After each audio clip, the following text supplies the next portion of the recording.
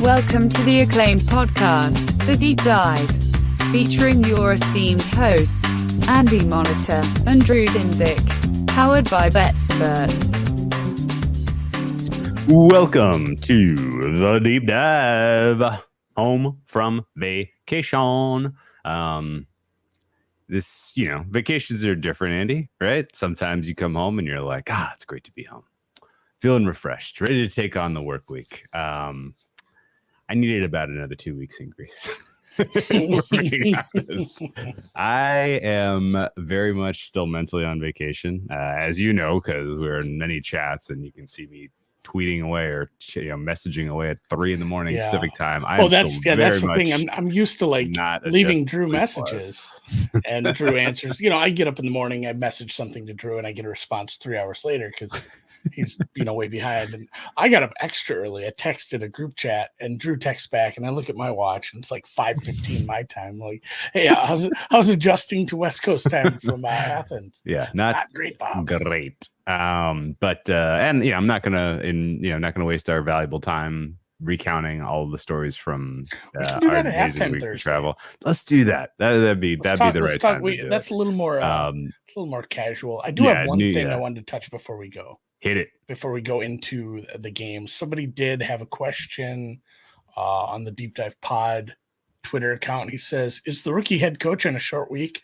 a problem of understanding shortened timetables for implementing game plans, not preparing properly the week before, or something else? Why not just follow the same plan of that head coach they worked for before?" That second sentence, or that final sentence, kind of stuck with me. And you wonder about some of these guys, because every single head coach has done, you would think they've done a short week. Even if they were in college, there's some weeks that are shorter. And I know the Sunday to Thursday is a pain. Yeah, they've worked under head coaches who had to put it all together. And I think that's just the biggest part. They've never had to be the man that is the buck stops there and putting together, because you can't just slap together some game plan that you had prepped for a different game and said, we'll just build off this. It's so hard to implement everything you need to implement to try to be ahead of the other team. We talk about that all the time. You want to be doing things differently than the week before. Maybe you put something on film and you want to build off that, using it differently. It's just the time you get to practice that stuff is shorter, and it's so much harder. And these guys with inexperience, I don't know if they're good enough to get it in on time. I don't know what your take on that is. I agree with that, but I think it's also like it's a matter of like, these guys don't necessarily even have their own identities figured out yet. Yeah. So like, they're still processing, man, what just happened last week? What do I need to adjust? And, let alone like be a step ahead of the game in terms of like, okay, well, this is who we are. These are our strengths and weaknesses. These are our opponent's strengths and weaknesses. We need to get this implemented and run in practice because we're going to need it next week. Right. Like that's what the vets do. And I would assume that like this gets compounded when you have experience at the quarterback position as well. Right. That would help. Yeah. Like last week, a team like the Jets that, you have so much experience at the quarterback position, like they're not going to have a problem implementing some wrinkles that are opponent specific. I mean, the head coach isn't new anymore. He's been around for 5 years, and he was OC and offensive assistant before that. So, and it's funny. I put myself in Gerard Mayo's shoes, or any rookie head coach on a Thursday. Like, what would I do? And it goes back to that final sentence. And thank you for the question, Sammy Sauer. I would call Bill. What do you do when you get promoted at work and because your boss got promoted? You ask if he's still there, or even if it's somebody who left and you still have like their number, like you ask them questions. I would have leaned on Bill, and I can't speak to him. I mean, the problem, the other thing is that like the other kind of question is like, how equipped are you to handle the task, which is hard and takes experience? And then how hard is the task at hand? And so for the Jets last week, like you got to figure out, the Patriots against the Jets, you got to figure out your protections. Well, the answers to that are not easy with the Patriots roster and health situations at offensive line. So, I mean, I think it's all kind of a complex system. And I think the more experience you have as a head coach, the more experience you have with your quarterback, the more likely you are to get a unique game plan ready to go for your opponent in that given week. And that's just kind of the general underlying really truth. Inexperienced offensive coordinator as well. He wasn't someone that called plays, I don't believe. Sure. Van Yeah. Pelt. Van Pelt. Yeah. And then, all the things exacerbating it was just, hey, our whole offensive line is hurt. We don't really have skill position players out wide. We're having a major part of our defense that's going to miss the game. He's now on the IR. So just, tons and tons of issues. Who was that? Coach Juwan Bentley. He's done. Oh, right. Like he's done for the year. It looks like. I haven't. I'm a lot more keyed in on what's going on now than I was last week. Well, maybe I'll save some thoughts until we get to the Chargers segment. But I was surprised on Thursday to be looking at tweets about Justin Herbert having an ankle injury. I was like, maybe I shouldn't have bet the Chargers. But then I was like, but Justin Herbert, he always calls his own number. He's going to play with that, and completely dismissed the fact that, he was a high risk of re-injury, and didn't help that all of the other good Chargers also got hurt. But that was one I would have liked to take some backseat on. I double dipped on that.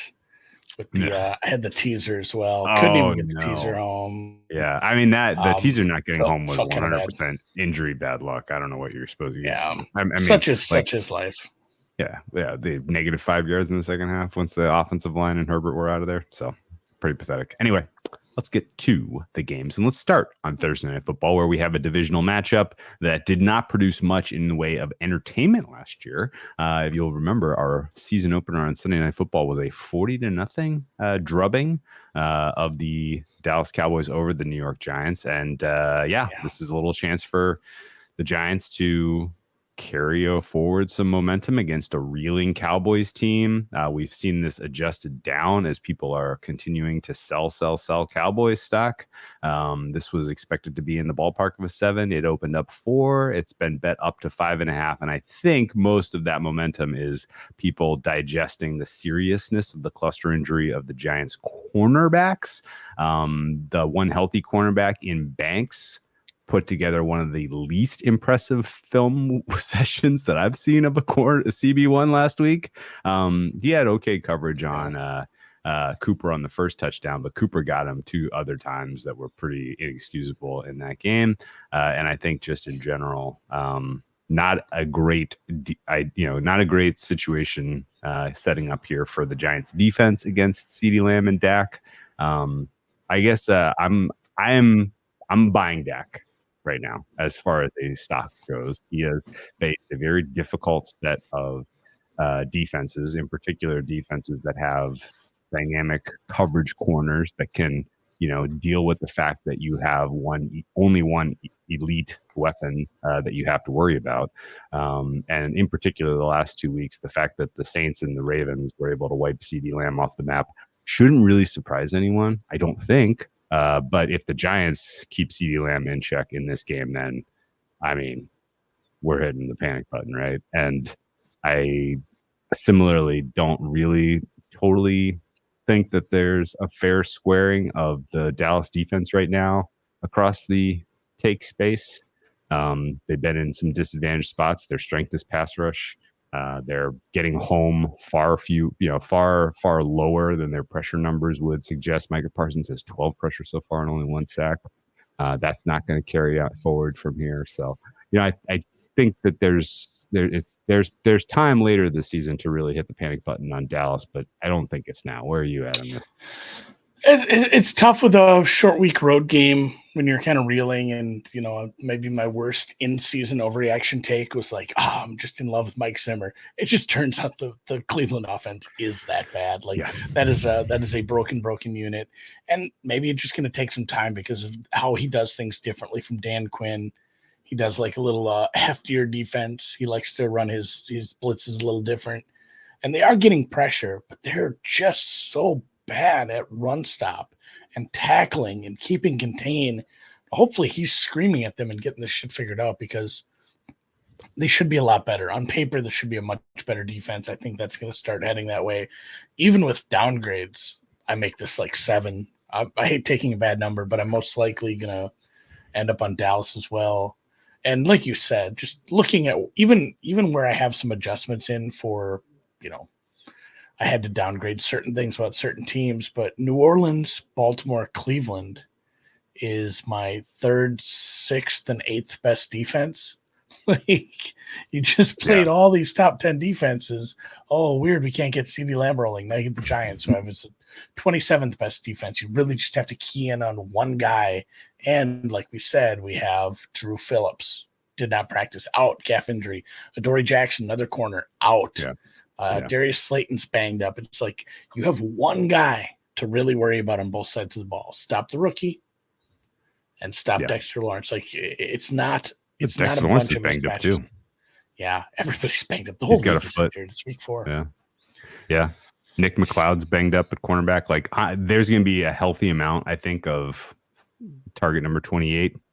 This feels like a big cord. People learn who Cordell Flott is on Thursday Night Football. Amazon Prime. CeeDee Lamb, Cordell Flott. Match up on Amazon Prime. Tune in Thursday Night Football. And this, and if this is a blowout too, this is a nice second half over spot. I got his name right. Is that right? Cordell Flott. Cordell Flott. Yeah, this might be a nice second half over because Dallas might just do what they did last year and keep the foot. They kept the foot on the pedal versus Cleveland.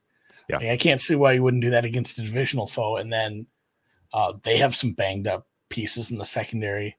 Whereas if they're playing a little softer, if they're maybe giving, guess what? Kalen Carson, he's doubtful. He's not going to play. But, if some of these guys, maybe they give him a little break, play a little softer with the lead, and then we get a nasty couple garbage touchdowns for the Giants. Yeah, I think if the Giants the problem is, like, the Giants really only have Neighbors, and I think Diggs can cover him. We'll see. And if the Giants had any kind of a balanced attack where they could get things going on the ground, that's really where you can hurt the Cowboys, because the Cowboys their front seven really, and really maybe their whole spine is they're getting blown off the ball a little. It's a problem. Yeah. And by the way, Parsons, like, he's like up there in missed tackles so far this year, which is a little surprising. Everybody is. Yeah. So anyway, I generally think, like, this is probably an over game. It's Cowboys probably win by margin, but I'm not getting involved. I might, if I don't find a problem. Okay. If I don't, what do you find think a the number problem, should be? What do you mean? Because, like, so here you go. Let me make this number. You do? Okay. My fair would be 5.1. My total is 44.8. So I'm, like, effectively on market. And if anything, my numbers lead Giants, but I'm not playing the Giants with the cornerback situation they got going on. I made some allowances for Dallas's opponents for their offense. Obviously, I downgraded their run defense a bunch. Sure. They're not tackling well. The coverage is okay at times, but their defense did get downgraded from where it started the season. But I struggled to make big downgrades to the offense based on who they played. With a plus matchup here, I might end up on them. Yeah, okay. All right, well, let's revisit this at halftime. How about that? The halftime shows will return tomorrow for Thursday Night Football as we break down the magnificence of Cordell Flott. The first game in the rotation on Sunday is Saints-Falcons. A lot to try to adjust and break down here. We've seen the Falcons now in primetime twice, so people have kind of had a lot of chances to generate some serious opinions about the Falcons. And I think the last week's performance by the Saints was a little bit of a cold water, considering that they had that game, and that they didn't get an A+ performance out of the Eagles, and still wasn't. The game was there for the taking for the Saints, and they couldn't take it. I am off market on this one by a lot, and I'm not sure. I'm sure you're probably on market, just given how high your prior was on the Falcons. But I make this one New Orleans -2.5, almost -2.1, and my total here is 41. And I think I am just generally high on the Saints defense, and I think that the key question really is just, are the injuries to the offensive line, particularly McCoy, for the Saints going to matter? How do you handicap this one? This is such a pain in the ass one, right? Because of the injuries. Yeah. And I can't quite solve Atlanta. It feels like, hey, is this offense coming around and it just needs a little bit better play calling on early downs? Some of the third down stuff has been rough. They've been very close a couple times here. You know, they've even the Pittsburgh game, that Pittsburgh defense is an animal right now, and they just couldn't get it going in their first game. I wonder how that would look after a couple weeks if they got to play Pittsburgh again. They're very close to having a good offense. That said, some of the injuries from New Orleans are, you know, like, hey, guess what? Your center's out. Cesar Ruiz is the guard who actually played center in college, but he was not the fill-in. He didn't move over when McCoy went out. They brought somebody else in, but they could be missing 2 interior pieces. And it's like, am I worried about the Atlanta pass rush though? You know, that it's kind of it's a weakness that's created by injury that I don't know if Atlanta can fully take advantage of. Same thing for Atlanta. Dahlman's on the IR. Both teams losing a center in one week. That's kind of weird. That's going around. There's like a couple more. We'll talk like about 4 the other centers ones. out. Right. Caleb McGarry, the right tackle, he's day to day. Might play. They had not good injury news today though. Like Taysom Hill sounds like he's coming back, but it's not like he's touching the ball 30 times a game. He's still just a small part of the offense. Kamara was the worrisome one. He didn't practice today. He's dealing with rib and hip injuries. If they can't get the run, as much as it sounds like the opposite of what we actually saw, a big part of their success was. Williams. I know, but a big part of their success was getting him in the run going, and they just happened to hit a bunch of deep shots as well. So I make this one Atlanta minus 0.5. I'm closer to a pick 'em. I got to move it a little bit. Okay. I should. Well, I adjust a little one. Okay. So if you're like kind of around a pick 'em, then I'm just gonna fire New Orleans money line. Fuck it. I was scared by the McCoy injury to center, but you know the lack of a pass rush for Atlanta has been a through-going kind of issue with them this year. Not seeing a huge bounce back from Grady Jarrett yet. David Onyemata also underwhelming. This is probably the 30th, 31st worst pass rush in the NFL. So this is a soft landing for the Saints to flex a little bit. I think the Saints probably win, so I'm gonna play their money line. I was gonna say if you what was it? What's the line right now? 2.5. 2.5, correct. I mean, even me, a Falcons maxi says I make the Saints value. Right. I really think you're there. And I'm gonna play one. Go look at just money line. Pass rush win rate for the Atlanta Falcons over the course of 3 games. The ESPN metric. I know other places have different metrics. I grab a few, but theirs is 32nd of 32. 23% pass rush win rate. Their pressure rate, I'm guessing, is also very low, and even their run stop win rate is pretty low. So it does feel like a nice buy low spot after a bad game for Kubiak and the Saints against a good Eagles team. That was just a slog, ugly game both ways. It was a weird game, bizarre game. You could say that about almost everything that happened on Sunday. Sunday was just a terrible day of football, and the guy wiped away by an incredible couple of results on Monday. But Monday was fun. Monday was so fun. It was, well, for betting purposes, yeah, but the fact that you got solidification of an MVP and an O'Roy favorite was pretty cool. All right, let's keep moving. So that's the first bet for me. Saints money line. Good to know that we're in somewhat agreement there for you as a Falcons maxi. Steelers Colts. I got a bet in this one, and I don't know if you can guess it, but I'm pretty excited about this actually. We are looking at a funky market here where the Steelers are 1.5 point favorites on the road at the Colts, and the total is 40. The Steelers are 3-0. There has been a lot of voodoo involved in them getting to 3-0. The most obvious voodoo is the fact that they got to play Kirk Cousins. They got to play the statue of Kirk Cousins in week 1. They got Bo Nix against a viable defense in week 2. And then last week, that was obviously a pretty solid spot for them, again, going up against a team that lost all of their good players.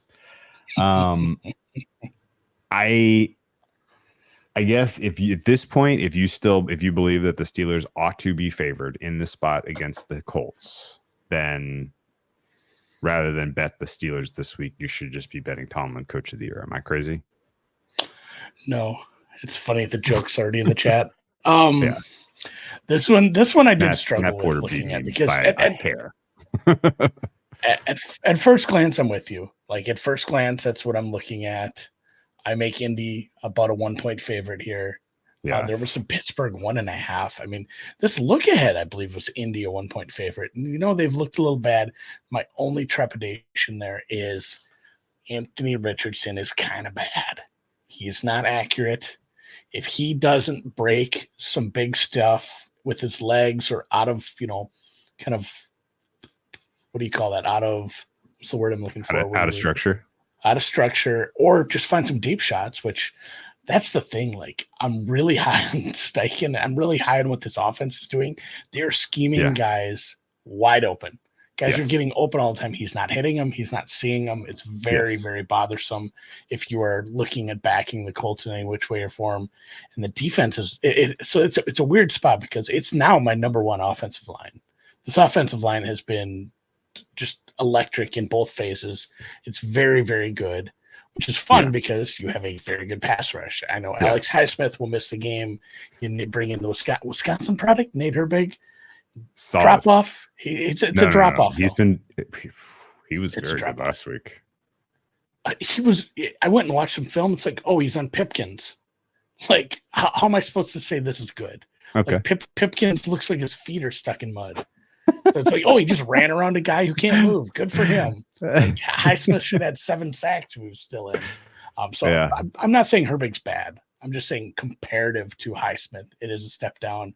It's still you could do a lot worse for a backup, especially when we're just going to pick on shitty players. We fucked up not mentioning Storm Norton is probably going to be on the field for the Falcons. I feel bad because I like Pipkins. Actually, Norton played okay. I didn't even think he was that bad in this primetime game. He was fine. There was other worse players on the field for the Falcons. Anyway, no, I think that we're kind of getting to the same place, though. I think the pass protection should be solid for the Colts here. Anthony Richardson should have opportunities to do shit. That's what I'm saying, but you're flipping a coin on him being accurate, and literally because he's like. Well, no, I'm not making the case to bet I'm not making the case to bet the Colts. My fair actually is Steelers by just under 1. So I agree with making them favorites. Where I can't get to is over. The Colts defense is not, I don't think, like passable. I'm struggling with this as well because both running backs for the Pittsburgh Steelers didn't practice today. I don't think Warren's going to go, but I think Harris will go. Right? Harris will go. Harris was supposed to be going, but he had his arm in a sling after the game. Like, I don't know if he takes a good pop. Like, I'm all around nervous about this game. Looking at betting it either way. Because because it's strength on strength, weakness on weakness all over the place. Yeah, sure. I guess I'm just inclined to believe that the Steelers defense is a hair overrated considering who they played, and I'm inclined to believe that George Pickens should have opportunities to really flex in this one. Like, this is, I guess I'm not like there's nothing about the Pittsburgh offense that looks good to me. In fact, that's what I'm saying. I wanted you to say, what's your path for Pittsburgh to score a bunch? It's George Pickens. Is it just Kenny Moore? Yeah, it's just Kenny Moore and Dallas Flowers are hurt. Exactly. It's hurt and I make Pittsburgh the 25th best offense in the NFL right now. I grade them dang close to the best defense, despite how easy their path has been so far. But I think that 40 is too low. And I know this has gotten bet up. Like, this opened up at 38 range, but my fair number here is 41 and change. I'm like almost 41 and a half. So I feel like 41 being a key and being on the other side of that, 40 being, not impossible to land on.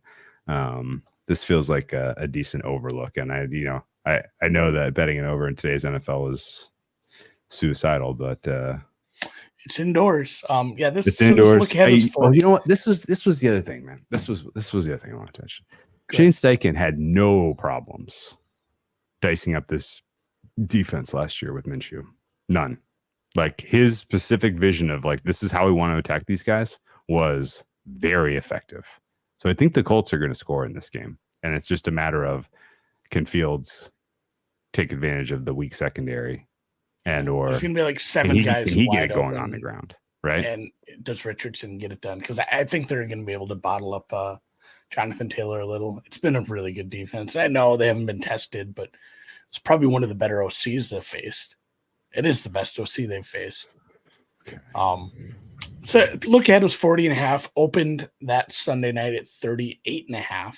Yeah, has been bet up. There's a little resistance at 40. I don't know. Maybe you wait. Maybe it bounces a little. There's been a little back and forth. You think I need to capture 39? Or you need, what I if need it to lands capture 40? I need to get off. This. Yeah, I need to get off 40. Yeah, the key of 40. Right. The key, the soft key. I mean, in today's NFL, 40 is that might be might be 40, important. 41 is that might be important. Kicking games for these teams any good indoors? Not really. Everybody's kicking game is good. It came back to earth last week. Teams missed like half of their 50-yarders last week. Okay. By the way, Jonathan Taylor, didn't he run amok against these guys last year? I think he did. Sorry, I didn't have this pulled up. The tackling's been good, and honestly, he didn't play. My bad. Of all the injuries, every single injury outside of every single injury outside of Highsmith is pretty much on the offensive side. The defense is very healthy. Deshaun Elliott was limited, but I think he's going to go the safety. So most of the injuries are there. And then the same thing for the Colts opposite. All the injuries are defensive. Okay. All right. I don't strongly agree, but I'm with you. You're selling me. Probably not going to bet it. I already bet it. That by far not my favorite total of the week. This was a very narrow edge. I just can see a game state setting up. I can see a breakout for Richardson is really kind of what I'm getting at, because the offensive line can neutralize the true strength of the Steelers defense. All right. This one's tricky. The Texans take on the Jaguars, or Texans host the Jaguars. Jaguars, if their backs aren't against the wall, weren't against the wall already, they certainly are now. 6.5. This has bounced around. It kissed 7 and got to a juicy 7 yesterday. Came back. So there was obviously there's been two-way action, and it's been, this has been, midweek limits, non-trivial stuff, disagreement about where this should be. I can't give you any reasons to believe that Jaguars are going to show up and play hard for Doug at this point. It's just a narrative at this point. It is the buy low, coming off the lowest point in the franchise with Doug history, I suppose. Maybe not. I mean, they've had some bad breakdowns into the season too, but it's a narrative like, hey, they're going to play better. The back's against the wall. They have to bounce back. This is he hasn't lost the locker room. They're going to play hard. It's either that or this is and I know the quarterback situation was super weird in that game, but do you remember that Chargers game where they're like, hey, we're done with Staley, and we're just not tackling. Sure. We're just not tackling. That game got amok. I'm worried about that, because not only, outside of we're coming in and we got to bounce back because we had such a bad week, and we're gonna do it here, but it's a back-to-back road game on short rest against a division opponent. There's nothing going right for you. And then on top of that, it's a division opponent that got embarrassed by, let's assume the Vikings defense is very good, and say, the Jaguars are not. This is a take it out on Jacksonville at home kind of offensive performance at this point. They're a little banged up, but it looks like they'll have all their wide receivers and O-linemen against. I don't know what do you make of the Jacksonville defense kind of in general? They've not only like bad, but it's been bad plus injuries, because they had a corner go out. They had another one go out the other night, Jerrion Jones. That's a shoulder injury. We'll see if he plays. Foya Luakon he's out for a few weeks with plantar fasciitis. Savage might return this week. We'll see.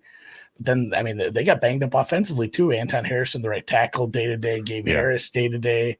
Evan Ingram, not playing, I'm assuming. Maybe. They're saying maybe, but it's not a strong conviction that he'll play. So it's one of those where you're supposed to take Jacksonville and a bunch of points here, but I don't know if I can. I don't know if I can No do way. that with Houston.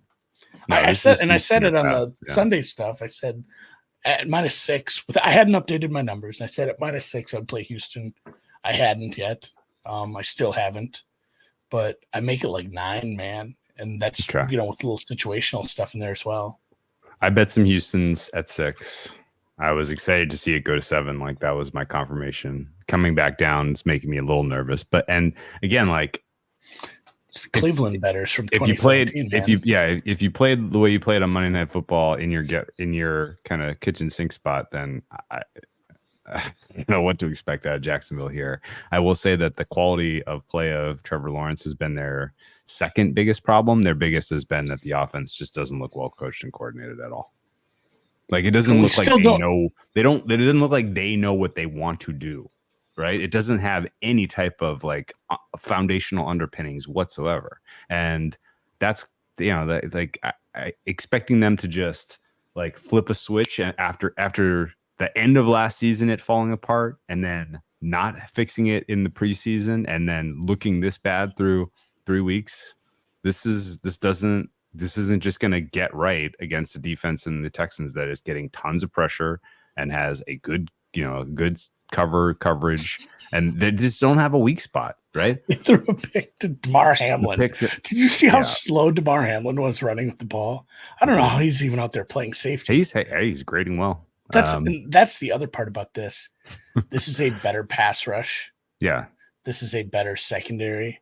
This is better. Like the Bills were supposed to be hey, we're banged up, and this is a defense you should be able to take advantage of. Yeah, and they did none of that. They didn't. I mean, even the beat reporters. This was something I found super weird. As I've gone throughout the year and I kind of put it aside in the preseason. Thought they'd have some big announcement. Didn't think about it, but there's still like not a strong amount of knowledge on who's actually calling the plays. Yeah, they still just don't know. Like it's either one of them or it's a combination of the two. You know what? I don't even know who to blame, and I wonder if Doug's doing that so he can just say, "Well, let's write this down for next year. If you don't know who you're gonna have calling your plays, that's a red flag in the preseason. As a red flag, we'll have to remember that for next year. I guess here's the thing: I will be truly surprised if the Jaguars' offense breaks out in this game. Right. The bigger question for me really for covering is, can the Houston offense look like they're supposed to look finally?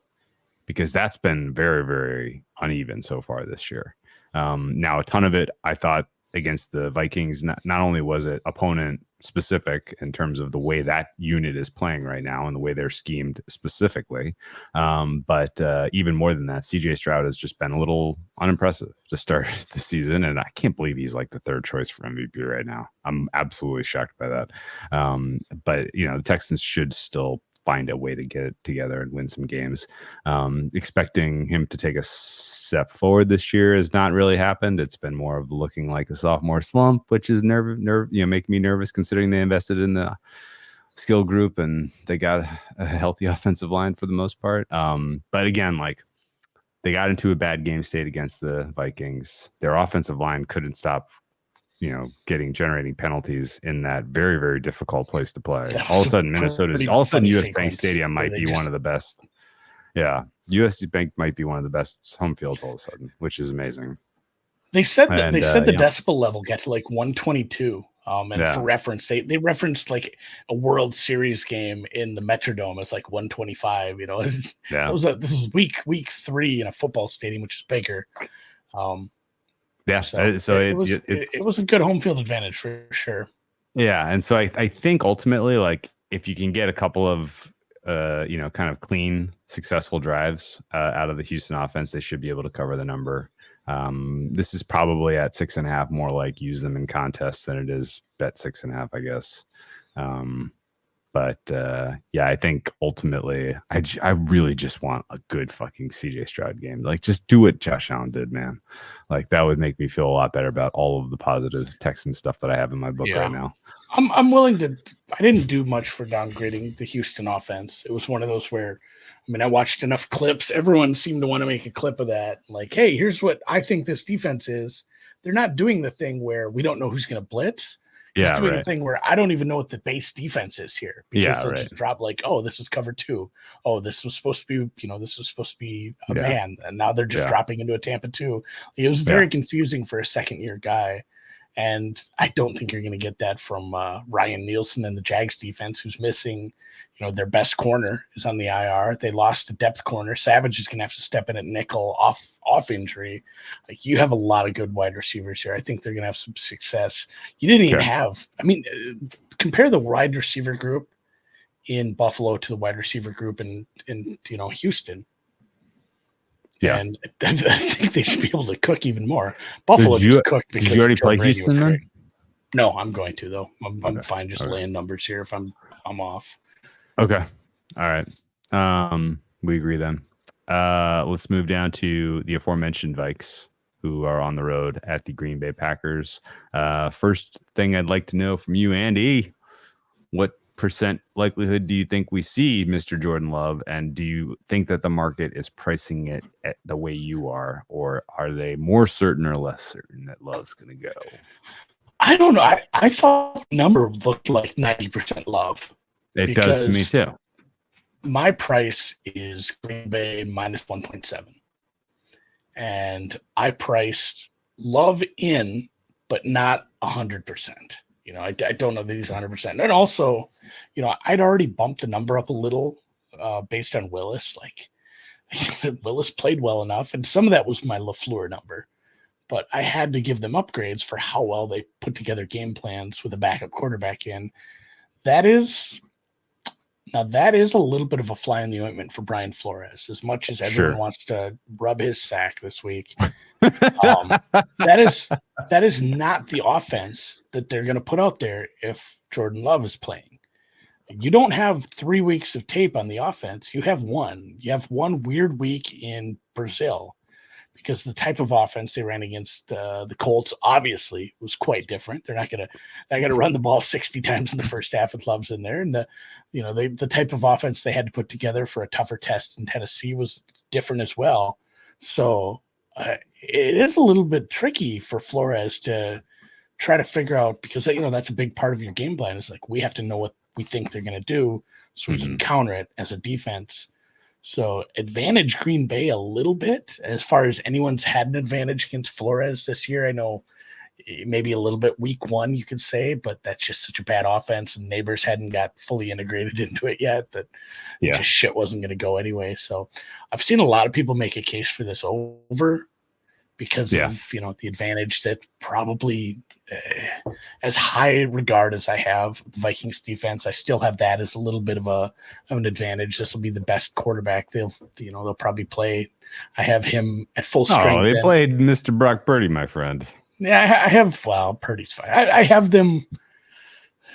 That's just not going to happen with the injuries. Like Purdy without players isn't as good. But I have Love. He was great in that game. It was crazy. His numbers were pretty good. Well, they let him have some garbage time. Oh, okay. San Francisco's not that good. But I have Love and Stroud pretty close. Like, I don't know if you can do it twice in a row 3 times in a row against really good offenses on the road, divisional game.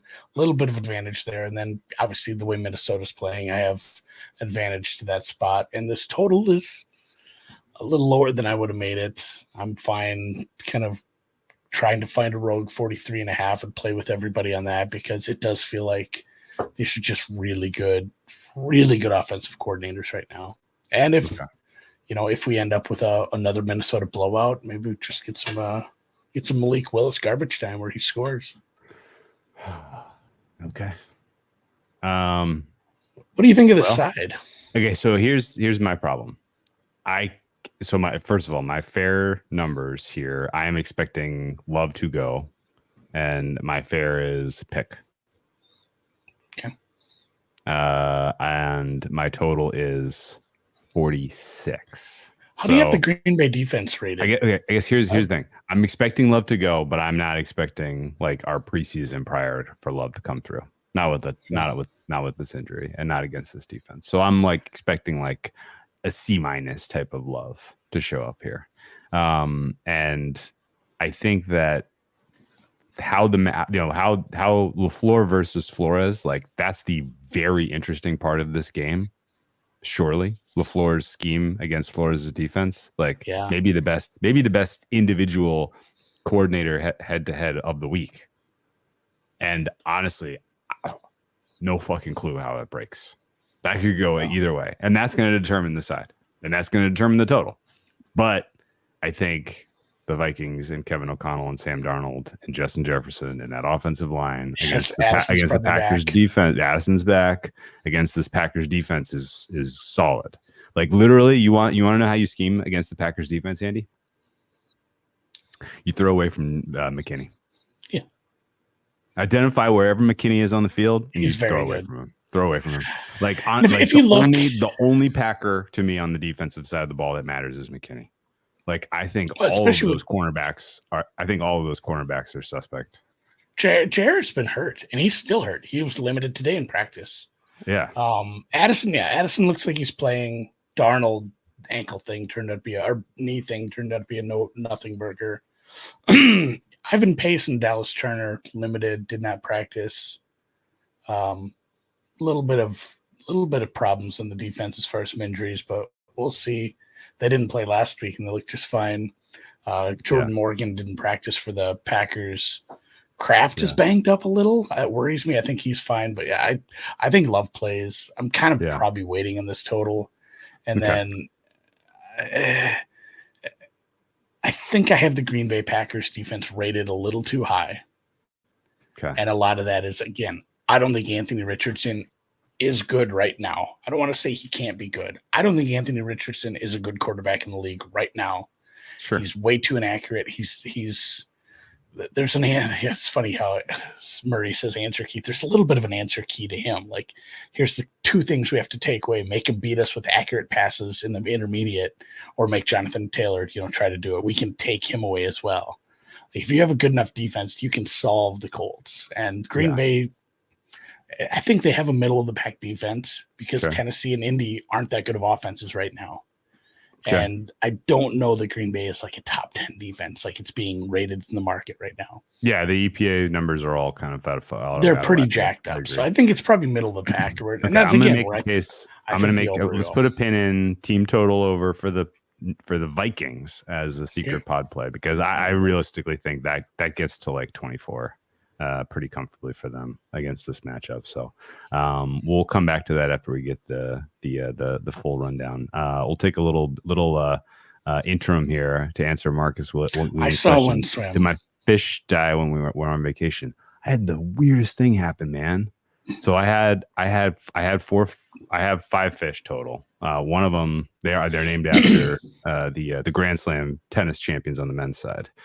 There was a Roger, a Rafa, a Joker, an Alcaraz, and a Sinner. Sinner was an absolute dick, so I had to get a second tank and move Sinner to his own tank. And then so there were 4 swimming around in there, right? We get back. 2 of them jumped out of the top of the tank and have died. Roger jumped out of the top of the tank, and Joker jumped out of the top of the tank. They retired. And so I'm left with 2. The orange guy is Rafa, and the stripy guy is Alcaraz. They missed you. They were coming to find you. It was like a Finding Nemo, except poorly thought out. I don't know what the fuck happened. What are they jumping out of the tank, man? Like, I've had fish many times in my life. Never ever have I had one jump out of the tank and die. It's like a really, really short Finding Nemo. Like, going, and then he just lands on the carpet and dies. Oh, I can't breathe out here. This is terrible. Yeah, 2 fish committed suicide. I didn't know where you were going with Grand Slam. You know what the weirdest? I thought you might have said Grand Slam of sheep. Somebody look that up. Oh, there's a Grand Slam of sheep. I don't know why that popped into my head when you're talking. Tennis makes a lot more sense. Well, yeah, they needed Sinner back there to put him in line. Sinner was a dick. He was just fighting with everyone. These are South American cichlids, and when they fight, they go mouth to mouth and just like, and it's like wild to watch. But I didn't want him to get hurt, and so I moved Sinner. Anyway, I digress. The next game up, and I have very, very mild thoughts on this is Bengals at Panthers. Of course, it is the broadly covered revenge opportunity for Mr. Andy Dalton. He, of course, will get opportunities to play all of his former teams if he continues to play as well as he did on Sunday. Yeah. I don't know if that was fluky. I don't have a strong opinion of that. I think Dalton probably can continue to play at or near that level. The bigger question is certainly, can the Carolina Panthers offensive line continue to play at or near that level? And you know what I think, Andy? I don't think we're going to get an answer this week because the Bengals defense does not exist. It's crazy, man. Yeah, I upgraded Cincinnati because I downgraded the defense further, but I had to upgrade the offense because they looked. It wasn't just Higgins and Chase. Their pass rush is their run game pass rush. Their run game has been very good. Like it's been, both guys have been kind of dynamic at times. Obviously, you can say, "Oh, it was a bad defense." Well, that's what you need to do against bad defense. You play a bad bottom 5 defense, and you look bad. That's a problem. You have to go out and score on every drive. Almost every drive, I guess they missed that one field goal. This is a weird spot too. Jamar Chase has a shoulder injury. I'm gonna keep an eye on that. But yeah, not only can the Panthers do it again? Can the Panthers do it again without Adam Thielen? He's a big part of the offense. Damian Lewis, our left guard, tore his elbow. He's missing at least a game. Jonathan Brooks might be coming back here soon. We'll see about that. But this is the total got bet down a little in some spots. That's correct, Porter. I don't fully understand what's going on with that, but this is kind of Bengals or nothing even on the road because this is a bad defense. This is a very bad defense in Carolina that. I mean, Cincinnati needs to keep that rolling on the offense because they don't have a defense. It's probably Bengals or nothing for me, and I don't love betting the Bengals, but this is the ultimate buy low, sell high, I suppose. Yeah. Hey, I'm not the only one seeing it, but something's going on with your signal. You're kind of coming in. Is my audio okay? Your audio is generally okay, but we're getting no video of you. It's like you're underwater. So do you want to go out and come back in? How's that? It's doing the same. Now you're just frozen. That's weird. Yeah. Do you want me to kick you out and you come back in? So I'll just close the window and start over. Yeah. That helps. Yeah. Just give it a little refresh the window and see if it's any better. I'll add you back in. Don't want to say that I disagree strongly with the side move here. My fair price on this one is actually closer to 3. So I can see there still being some momentum in the betting market for the Panthers shortening this thing.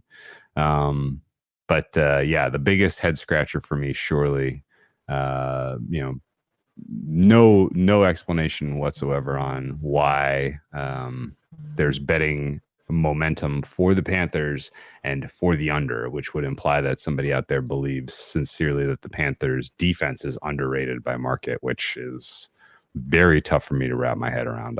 This Panthers defense is not very good. And,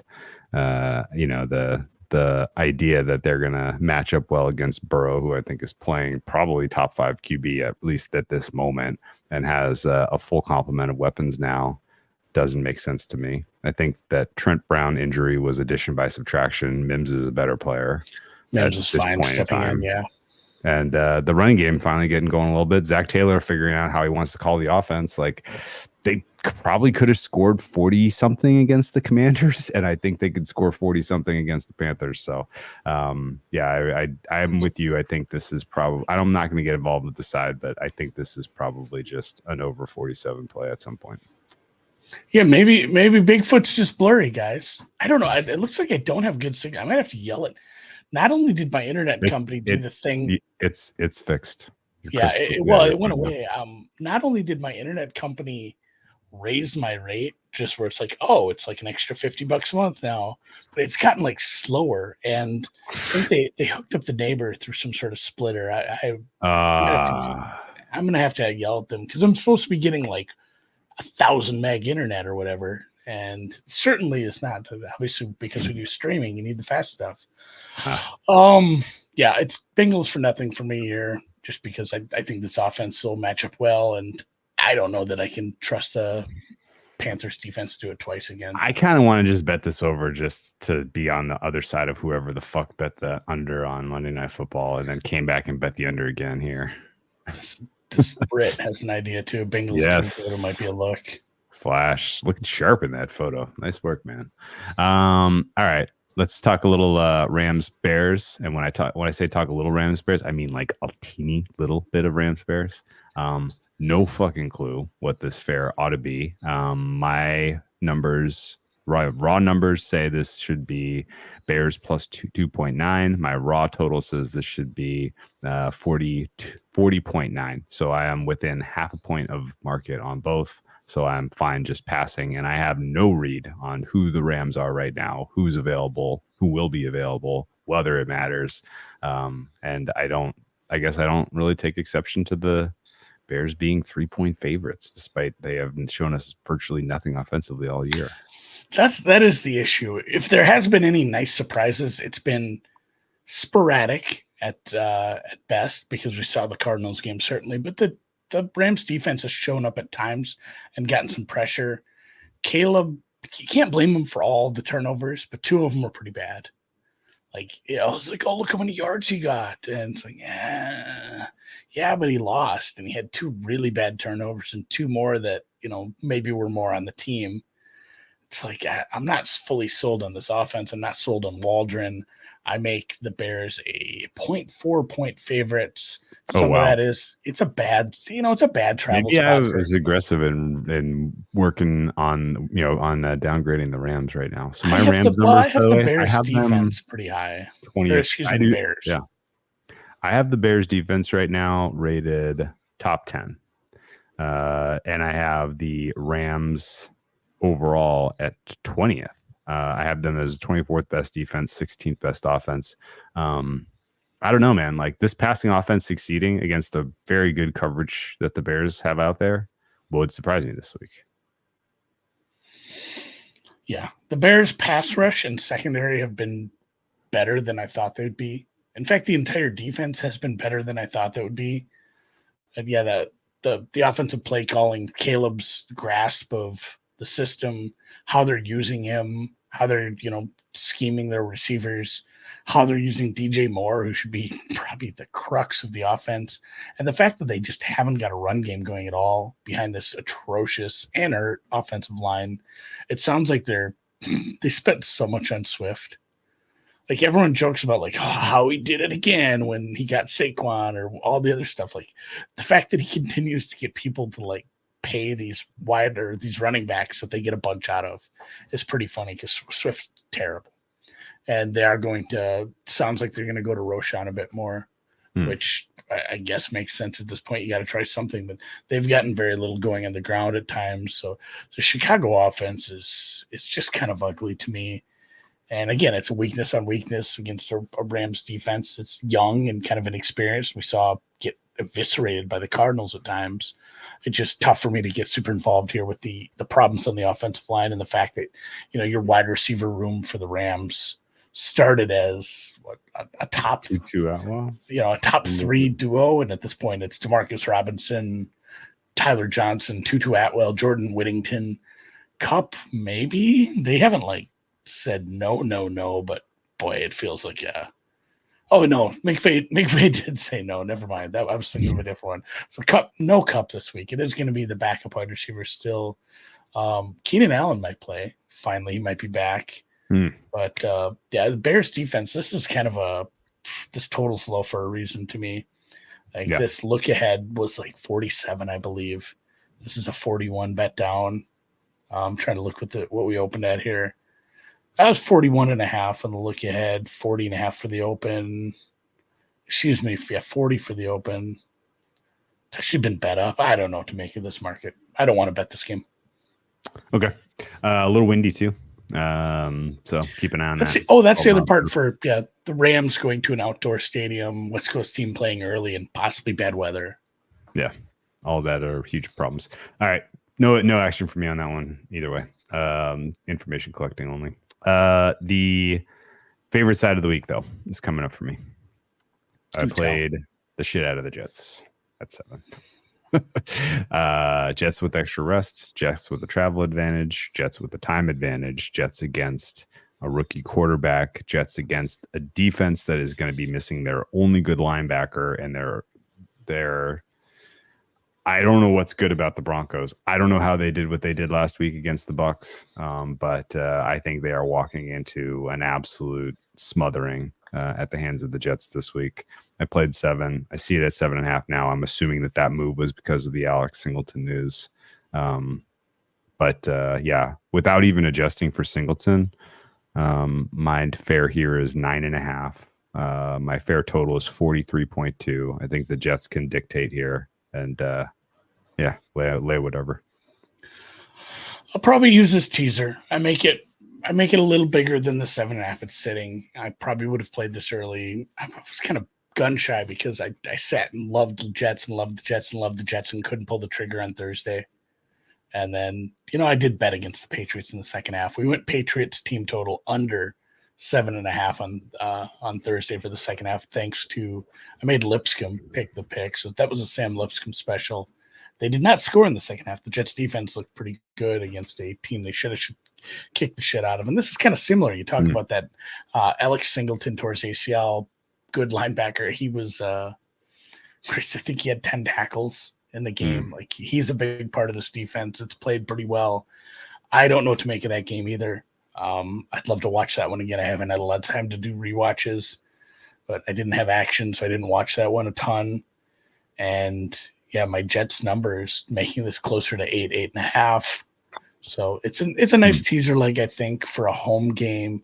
Like you said, you got Denver traveling. Denver is in a bad spot as well. Not only do you get the extra rest off Thursday night for the Jets, but this is a back-to-back road game for Denver. Well, interestingly, they stayed east. I didn't know that. But they stayed in like Greenbrier. I think they did the same thing the Niners did, or the Niners usually stay in, but it's still a travel spot up to the Meadowlands. And extra rest for we saw Rodgers over the last couple weeks really start to look comfortable. That offensive line is giving him time, and if they give him time, he's gonna eat this up. I don't know how the Jets. I don't know how the Broncos defense forces a punt with this linebacking core that they're trotting out there. This is rough, man. Do you have what is your grade? What is your player rating for Justin Stranad?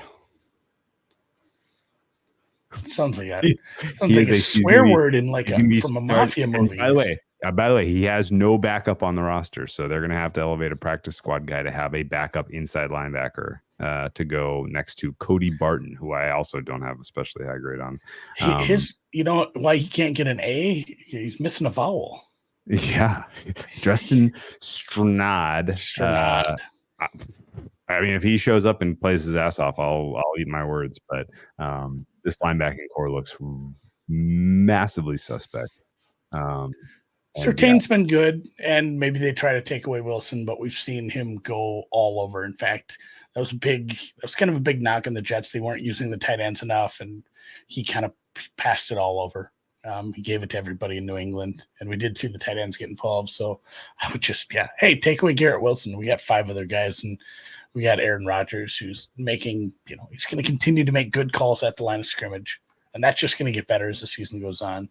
And it was the ultimate backhanded compliment from the announcers, where they're like, I can't remember how they said it, but basically like, Hackett looks pretty good now that he's got Aaron Rodgers out there, running his plays.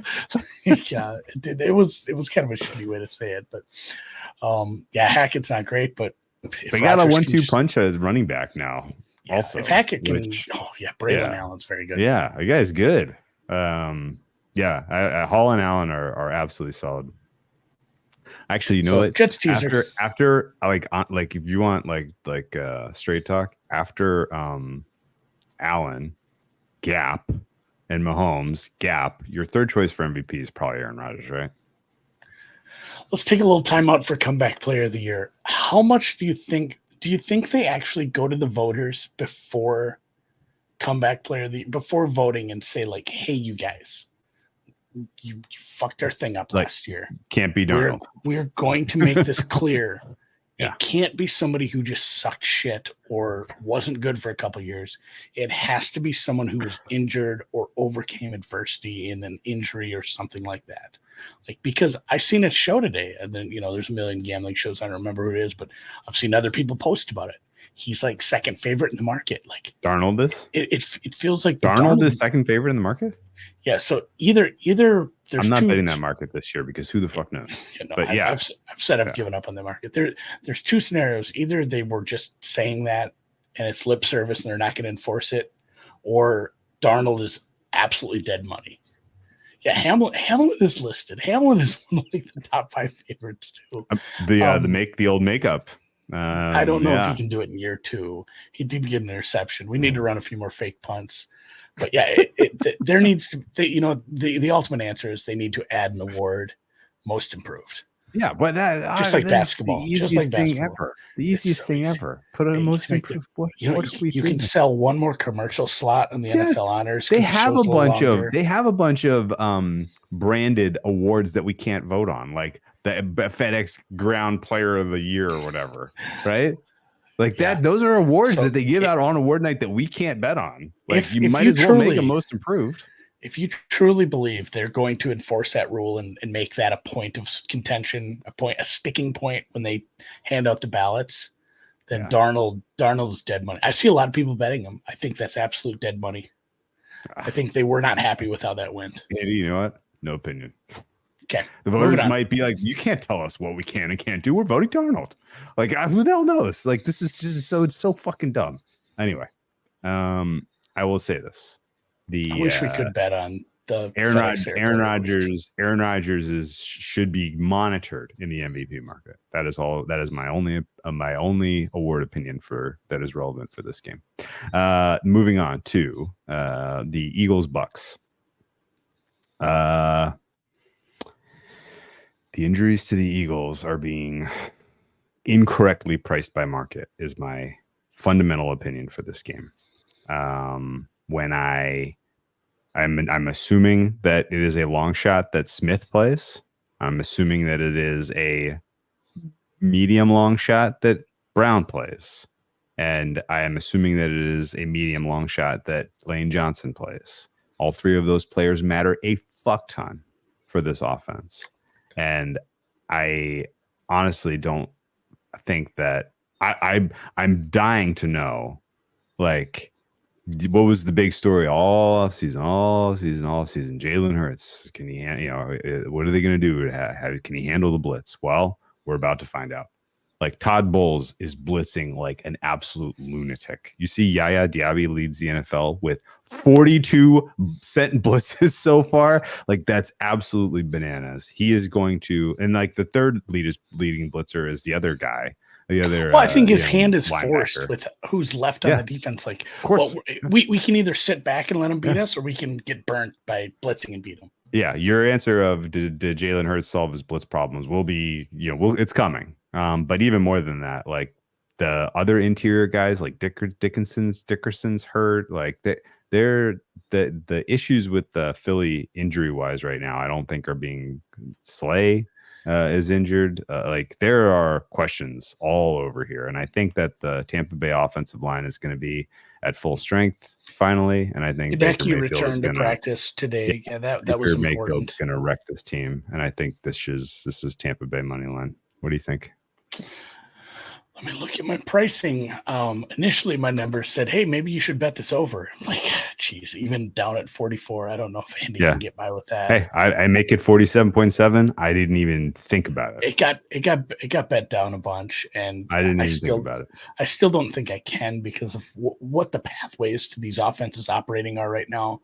Like you said, Lane Johnson, Devonta Smith ruled out of the games with concussions. Once you're ruled out, and neither of them practiced today at all. Like, dude, it doesn't Smith looked good. Like he died, and Lane Johnson was like puking, and like Lane Johnson, by the way, unpenalized a history of concussions. Yeah, he got a big penalty for that hit.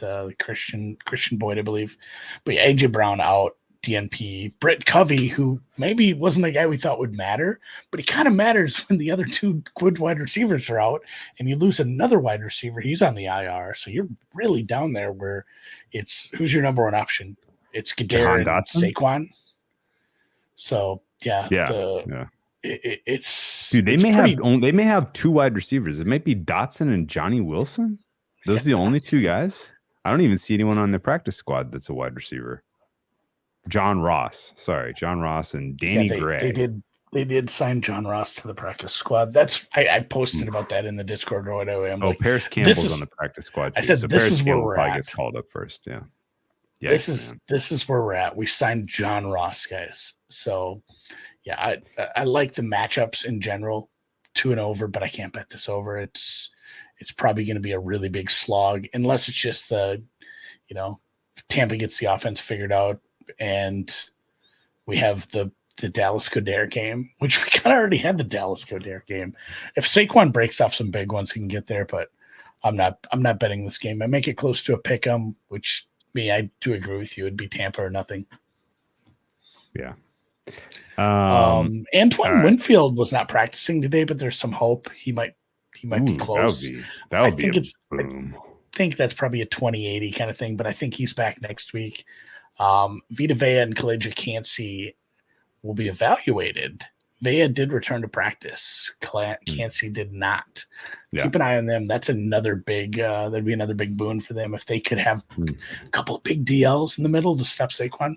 Yeah. So Tampa money line for me. I don't have anything else to add other than my numbers make Tampa a small favorite here. I think the offensive line injuries in particular are worth paying attention to for the Eagles.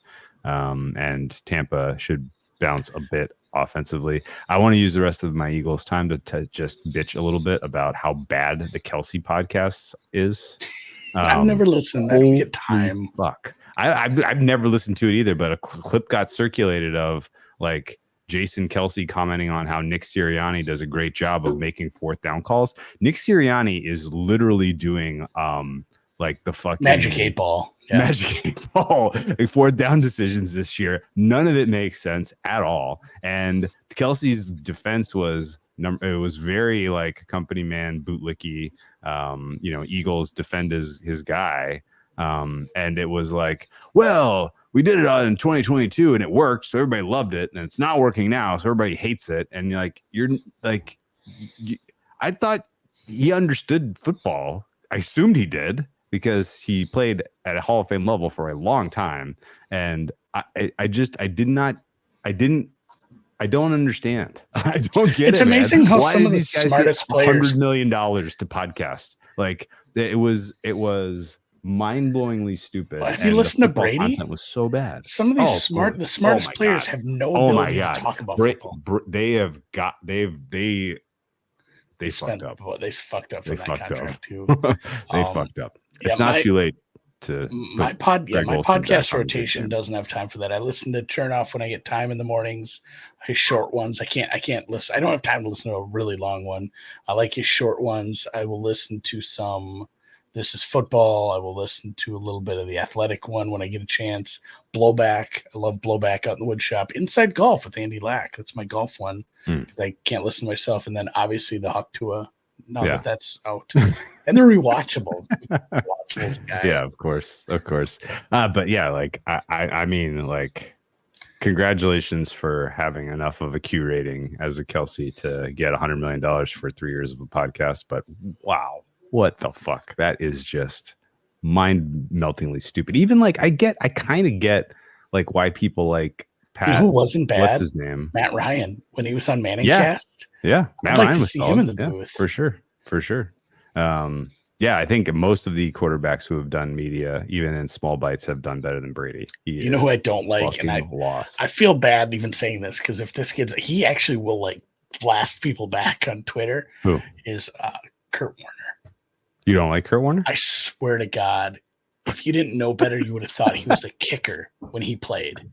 So I do it from the office. I have no opinion of Kurt Warner. What did you hear? I do the Thursday night game. I do the night games from here at the office.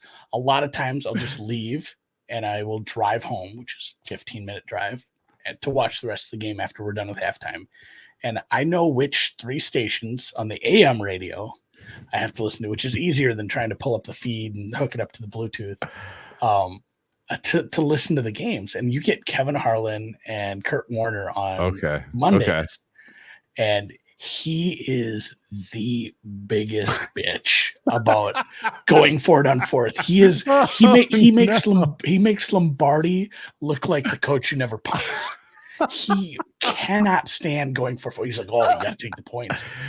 When Tampa, somebody went for it on like their own 47. He's like, yeah, they're just lining up. They're never going to go for this. Oh, God. And then they get it, and he's silent. It's every single time. It's like I enjoyed watching him. Well, they loved him as a player, but he is wildly conservative as far as did you want to going for fourth down. Did you want to comment on Seth's note there? Is Dallas first down? Go dare. Yeah. Sometimes an inside South Dakota joke. State Jackrabbit. I know he's a jackrabbit like me. But sometimes an inside joke gets just stuck in your head. Vegas Refund called him Go Dare. Yeah. And I can't undo it. I can't stop saying it now. Yeah. It's more elegant than Goddard. I'll tell you that much. Anyway. The next game. Commies Cardinals, tough handicap here. My numbers say bet the Commies, can't do it. My numbers say bet the over, can't do it. Injuries are piling up for the Commies defense. Oh my God. If the healthy Arizona Cardinals if they were healthy, trotted out there, holy shit, we would be the easiest team total over of the millennium on this matchup wise, but they don't seem to have a healthy set of pass catchers, which is a little somewhat concerning. I think that the kind of media glossing of Daniels was warranted to a degree after a Monday Night Football game, but like he's still going to have lots of ups and downs, and Cliff Kingsbury's offense is probably going to get solved at some point. So just keep that in the back of your mind for selling Commies later this year. So they did go down. So if you remember, before Daniels played at LSU, he was a Sun Devil. They went down to Arizona State already. They're practicing down in the desert because it's not a great, it is a back-to-back travel, but they got the travel out of the way early, which I don't know. I didn't play professional football. I assume they're not doing that for no reason. But this is a short rest week, back-to-back games, and a West Coast trip. They did leave and go straight to Arizona. So it's a tough spot to like Washington, and their defense is that bad. I can't believe this total's seeing resistance. I know there's some injuries, and Harrison has been dinged up. He was limited today. Trey McBride's in concussion protocol. That's your 2 best receivers. But, I mean, both defenses are bad, and Cardinals lost another player. Justin Jones tore his triceps. Clelin Farrell didn't even travel to Washington. Limited. Buda Baker is the only good player. Any highlight you see. Is he the only good player on either? I know Jonathan Allen and Payne are pretty good. Well, Payne and Allen are very good, but that's what sucks about having an elite tackle duo. If you don't have any good players in your defense beside them, it's so easy to scheme around that. Pinch those guys with, put 3 on 2. And it's funny how many times revenge games come up. People move around so much, and free agency has become even shorter. Guys bounce around. Coaches get recycled at such a high level now, even compared to 10 years ago, that like every week there's like 5 revenge games. It's crazy. I will not. Yeah, I do want to give Dennis Gardick some props. He did have 3 sacks the other day. I talk a lot about Dennis Gardick in the chat.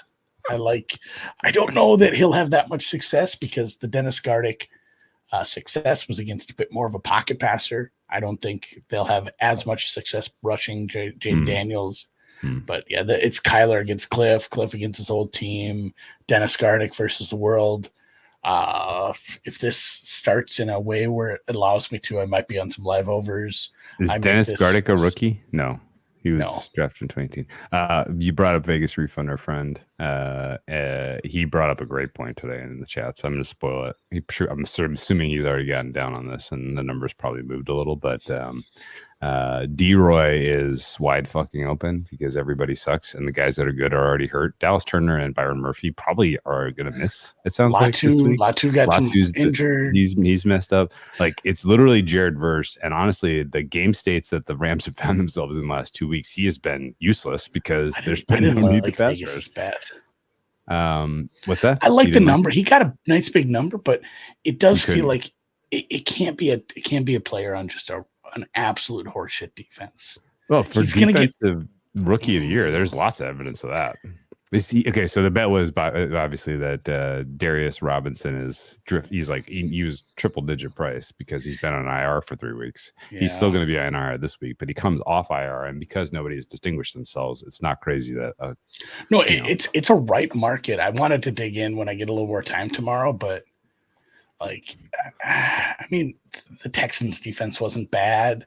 The Jets defense for Gardner wasn't bad. Parsons, that was a defense that played well. I think the only example you can go is maybe Chase Young. That wasn't a terrible defense either.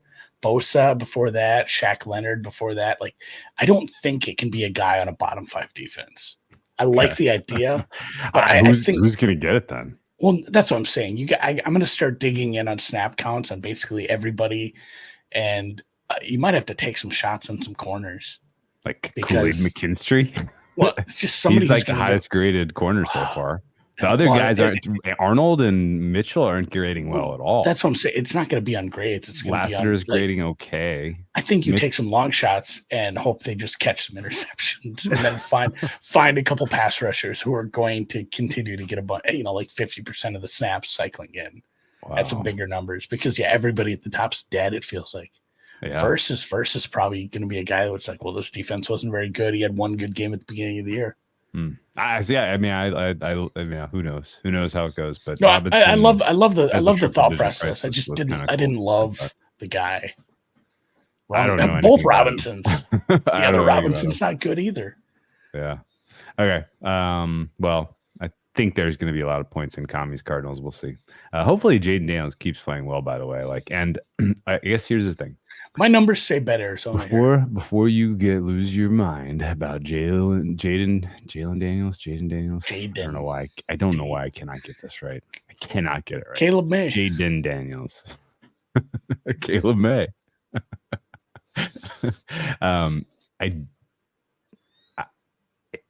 If he plays 17 games this year, I will be wildly impressed. Wildly impressed. I don't think I've done a podcast where I didn't say like he's not going to make it through the year. Boy, they have to draw that in a little. He can't run and get hit that much. Knock on wood, he stays healthy because I want him to. I want him to stay healthy. The NFL is so lacking in fun quarterbacks, and he seems to be one of the only guys that can do fun shit at the quarterback position. So I really hope he stays healthy.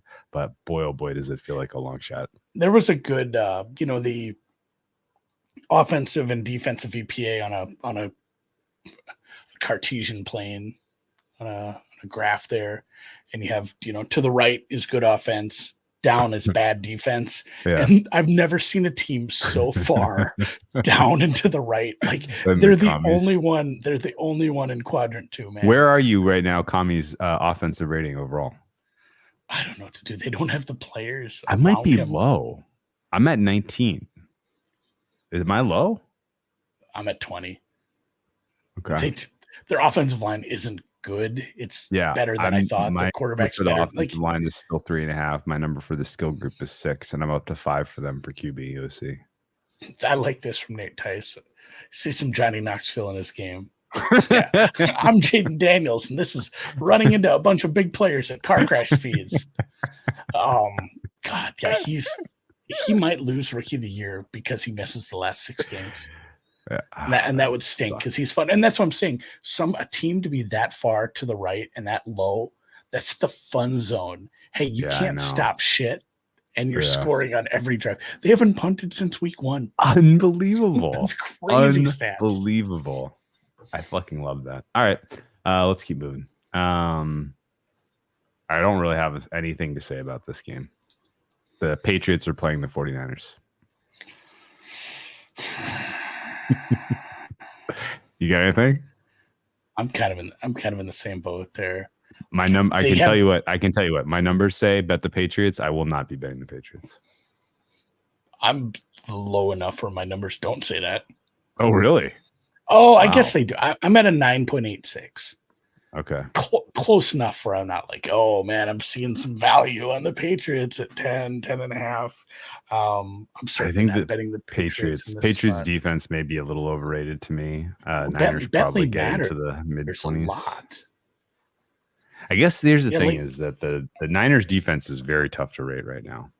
And their weakness, or at least where they're having the most trouble defensively, is kind of ideal for the Patriots to take advantage of it. Armstead, did you get to the bottom of the tricep issue with him? Why he's not IR'd yet? Hargrave. Armstead is My on the bad. Jags. Hargrave. I'm sorry. Hargrave. No, he used to play there. Javon Hargrave, he's out for the season. He's done, right? Why are He's they done, listing they're him in the done. practice report? They'll do that. So they have to until they put him on the IR. Okay. If they don't put him on the IR yet, which they have till Saturday, they can say like, oh well, we have to let you know he didn't practice, even though the whole world knows he's out for the season. Okay. Purdy was fine. That made me worried. He had an MRI on his back. D. Winters, linebacker ankle. Do you think that the Purdy back injuries. issue is because he put on too much musculo this offseason? He is a little more back hurt, carrying around all that muscle. Probably not. Anyway, I have nothing to say about this game. Extra rest for New England. Still can't do it because New England probably has 40 rushing attempts in this game, even as they're losing by 15 by 14 plus points. I think this spread comes down to the last drive where they're down by they're down by like 15. Caleb the game has been 90% win probability for 3 quarters, and you're sweating a backdoor, and whatever side you're on, you're like, oh man, all these defensive injuries, I can't believe I laid 10. And the other guy across the room is like, oh my god, I can't believe I need Drake May to score a touchdown here. Like either way, I think you're feeling terrible because of these matchups. This is a game with zero juice. Yeah. And again, I don't know what we're getting. Kittle was limited. If he plays, that's that's 10.5 now. Oh my god. Yeah. Debo didn't practice. I don't think he's going. 10.5. The Patriots are nothing, and I can't do it. And I can't do it. Oh my god. Wow. You know what I might do is if it's like 14-0 and we're getting Patriots plus 17.5 or something. Yeah. If we're up some big numbers, I could take some Patriots second half. I could take some Patriots plus 24.5. Let's get some weird, terrible numbers when they're getting the shit kicked out of them. And an injured team like the San Francisco 49ers in a game like this, you got to feel like they pack it in like, hey, we can't be getting any more guys hurt. Sam Lipscomb makes a great point. For 2 of the most important franchises in recent NFL history, the fact that we can't really identify a Patriots-Niners game of consequences is pretty wild. I remember Colin Kaepernick went to Foxborough and beat like a 14-win Patriots team like convincingly one year, but that's the only. They have not played since 2020. I don't even remember what happened in that game. Who was that? Was that Jimmy Garoppolo versus Brady? No, 2020 was early in the season. It was Jimmy Garoppolo versus and Cam it was Newton? Or Mac Jones. Is that Mac Jones rookie year? I'm still getting to the Patriots here. So yeah, it was Garoppolo, and it would have been it was a Cam Newton, Jared Stidham. You know what combined effort to lose. You know badly. what? Oh, Brady did come from the Bay. You know what? They should put Tom Brady on this game. Then we don't. The least watchable game of the week. It was a Cam Newton game. Good call, guys. It's Cam. I scrolled right past him. Yeah. All right, next. I can't believe that game has that little juice. Another game that has very little juice. The Cleveland Browns are going to play the Las Vegas Raiders. This has turned into Raiders -2. When did that happen? I wasn't really paying attention to this market because I basically just shrugged at this game. I make it a pick, so my numbers say bet the Browns. No, thank you. I make it 37. The total is currently sitting at 37. So yeah, I guess I'm out on this one. I don't have an appetite to bet the Browns right now. What do you think? I make the Vegas Raiders favored by 1.4. Okay, so we're on opposite sides of this one then. Really, 1.4. Oh yeah, no. Yeah, you have a C hair of an edge on Cleveland. Yeah, which is not enough to bet it without a bunch of other stuff thrown in there. Even at this point, my numbers make this like a 35.5 because of how I rate the Cleveland offense right now, which doesn't feel like a realistic bet I should make. Miles Garrett seems like he's going to play. The two best players in this game are both hurt. Garrett and Crosby. Yeah. This looked a lot better on paper this summer. Yeah, Garrett didn't practice, but his MRI came back clean. But I mean, you're still dealing with Wyatt Teller, IR, Wills, Hudson left the game. They're knee and shoulders. Njoku, Conklin's not coming back anytime soon. Njoku's not playing. Conklin didn't practice. Ford didn't practice. Linebacker Jordan Hicks didn't practice. Pierre Strong didn't practice. Njoku is a shot, but probably is next week. If the Raiders lost a safety Watson, too, Marcus Epps tore the shit out of his ACL. If Watson has to like retire because of injury, his salary is still guaranteed, right? I think so, which feels terrible. Yeah, I looked into this contract. It looks like Cleveland kind of put themselves in a bad situation because Watson's not very good. This feels like they might want a go backsies on that trade. Yeah, they need a takesy backsies here. Takesy backsies, yeah. His shoulder, I think that shoulder injury just might be holding him back. His mechanics look shit. His decision making looks shit, and the offensive line is not helping. He got sacked 8 times and fumbled twice against the Giants. Yikes! It's a pass rush that basically got shut out against the Vikings. Yeah, I don't understand. I don't understand what the ripcord point is for bringing in Jameis. But yeah, Max Crosby not practicing today is a bummer because it's a fun matchup. Was Max Crosby tearing his head off a couple times? They had 2 other defensive players missed. Yeah. Van Diablo, Cameron Richardson. Hey, can you? Like I said, Epps is out. Can you tell me what your current rating on the Browns defense is? Have you downgraded them much? Because I still have them ranked 3rd, and honestly, like the way they played to this point in the season, I feel like I'm high. Yeah, no, I have them 6th, and that's actually a 7th. They're tied with Baltimore for 6th. So I need to downgrade what? Run stop, pass rush, or coverage? Oh, probably all of it. I'm at 776. Like what? Like where am I whiffing? I'm at 576. Which one do you do first? Run stop. Run stop's a 5 for me. Okay, so my run stop is too high. What happened there? Interior, is their interiors just not as good this year? They're not. Yeah, they're not getting pushed inside. Jim Schwartz just kicking his feet up. Or I guess is it a matter of like the energy levels are low because everybody knows that Watson's going to lose them the game or put them in bad positions? Like are they in like they're getting? I haven't watched much Browns, as you can tell, as I'm asking these questions. Like, is it a matter of like Watson's putting them in bad field position? Bad. It's not helping. Bad. But they're not a bad defense. They're just not a great defense right now. Like their run stop isn't bad. It's average. That's what I'm saying. It's hard to be like, oh man, they're just getting stomped on. People are running over them. Well, I mean, getting put in spots where they go against good running attacks. Like we've seen the Jags do something decent. It's crazy how good the Jags looked running the ball against them now that I think about it, and how I know the game state against the Bills didn't let them do that, but it is wild now thinking back. That Jags Browns game is just going to be stuck in my head. That was a big reason I bet the Bills twice. I was like, oh man, yeah. Like yeah. Now it's the fart, the tuxedo thing. Now oh man, now the loss to the Browns seems pretty fucked up, man. Yeah. Yeah, it does. Yeah, they're just kind of middle of the pack. Patriots Niners shower fart game of the week or this game? Oh, this one is, I think. Okay. All right.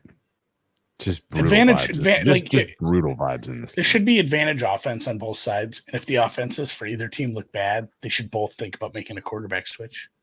Despite what you got out of Minshew against Baltimore, like at that point, just find someone else. Like, do you think there's a chance if the Browns are 0-4, they keep sending Watson out there in the hopes that he gets hurt? like I don't know, what? Are you suggesting some sort of I don't know. Like I just What if the left tackle falls down in this play? I don't really know what their plan is. Like they're just, it's an untenable position. They can't do anything. The only thing they can do is bench him. And you're still why did they even bother getting Winston on the roster then? I don't know. There's a lot of questions to be asked about a lot of these teams. Why did the President's Cups team bring Max Homa if you're not going to play him in 4 balls? Same thing. Great question. I can't believe that. Like, you're just not going to play him until Saturday now. He's just going to sit. He was a captain's pick. Goofballs. Oh. All right. Chiefs Chargers. Chiefs Chargers is out to 7.5. At one point, this got taken off the board. I think as people were trying to digest the fact that J Herb was not a DNP, but he was a limited P. I think I asked you at that time, what is your percent chance he plays? You said 25%. That felt gut right to me, even though Herb, for whatever reason, always calls his own number. Even if he then goes out and sucks because he can't move and then hurts it again. So I kind of assume he's going to do that again. I have a very tough time pricing the Chargers offense on this one. Combine that with the fact that it looks like both Alt and Slater are not going to go. Certainly Alt, no. Maybe Slater and Alt, no. And Alt's maybe missing Pipkins. A few weeks. So yeah, I mean, this Chargers offense could be the worst in football as far as what like. I guess, is there an offense? Who would you take?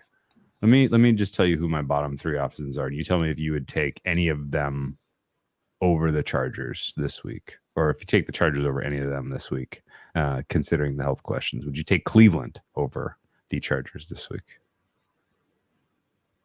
Probably. Would you take New England over the Chargers? It's funny. Week? I have Cleveland and the Chargers. Their offenses, I have them rated identical. And okay, how about the Patriots? No quarterback. The Patriots. You take the Patriots over the Chargers this week? It's close, but no. Okay. Would you take their offensive Broncos? Is even worse. Take the Broncos over the Chargers this week? That is the team I have directly below the Chargers Cleveland tie. So it's dangerously close. In fact, they're tied with Tennessee, and I give Tennessee a bump up. Oh, I take Tennessee over the Chargers in a heartbeat. Oh, heartbeat. Levis looked a little better. I don't know what to do with that though yet. Yeah, I will save it for the Monday night discussion. I think there's a very obvious thing to do with that. Yeah, I hate it though. I'm not saying bet the Titans. I'm saying that total is 36.5. Like, get the fuck out of here. It's just going to be Snoop Hundley versus Levis, right? I'd rather talk about that game. I have nothing to say about this. The probability of a pick 6 in that game feels like about 80%. Yes. Thank you. If it is Snoop Hundley. And the fumble 6. All right, just real quick on this. Kansas City has nobody injured somehow besides Pacheco. Like, no one got hurt. Healthiest team on earth. Yeah. Yeah, the luckiest son of a bitch on the planet. Derwin James' suspension was held up for that hit because apparently he's done it a couple times. So you're missing your best defensive back. Joe Alt, multiple weeks, no surgery though. So he should be back, but he ain't back this week. Slater and Bosa didn't practice today. Herbert got out of his boot. X-rays were negative, but he was limited. And my theorem is how quickly they yanked him as soon as he hobbled a little. Like, they didn't even think about what – there was no, hey, let's tape this up and throw him back out there. There's like, your day's done. And the fact that – and a million people have pointed this out. Yes, they have a bye week next week. Like, it doesn't make a lot of sense to throw him out there if he's not ready. Okay. So if it's wrong, if he's not out there, it's a teaser leg, right? I mean, it's a teaser leg with him out there. If he's not 100%, I think either way, it's a teaser leg, which I don't love laying the road favorite for teasers, but in Kansas City by like 3 here, it doesn't feel that hard. Dude, the Chiefs have failed in the clutch offensively every fucking week, man. And they still win. It feels like they're failing in the clutch, but they actually are not. Well, their defense is stepping up in the clutch. Their defense is so good right now. Yeah, their defense is very good right now. But like, their defense got the winning points against the Bengals, right?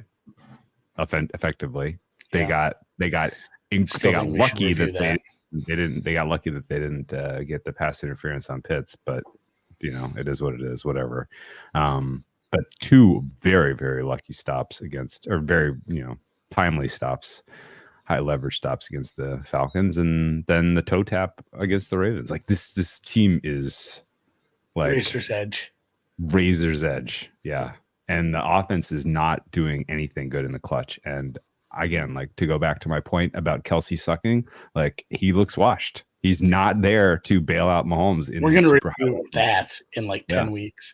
He did this last year. He didn't look quite this bad, but then he had a reason last year. He had a freaking bone bruise in his knee after a hyperextension. That's what I'm saying. Like the week before the season. I don't think he's healthy. I don't think he's 100%. And I wouldn't surprise me if we get to the playoffs and suddenly he's, running crisper routes, catching balls in the seam.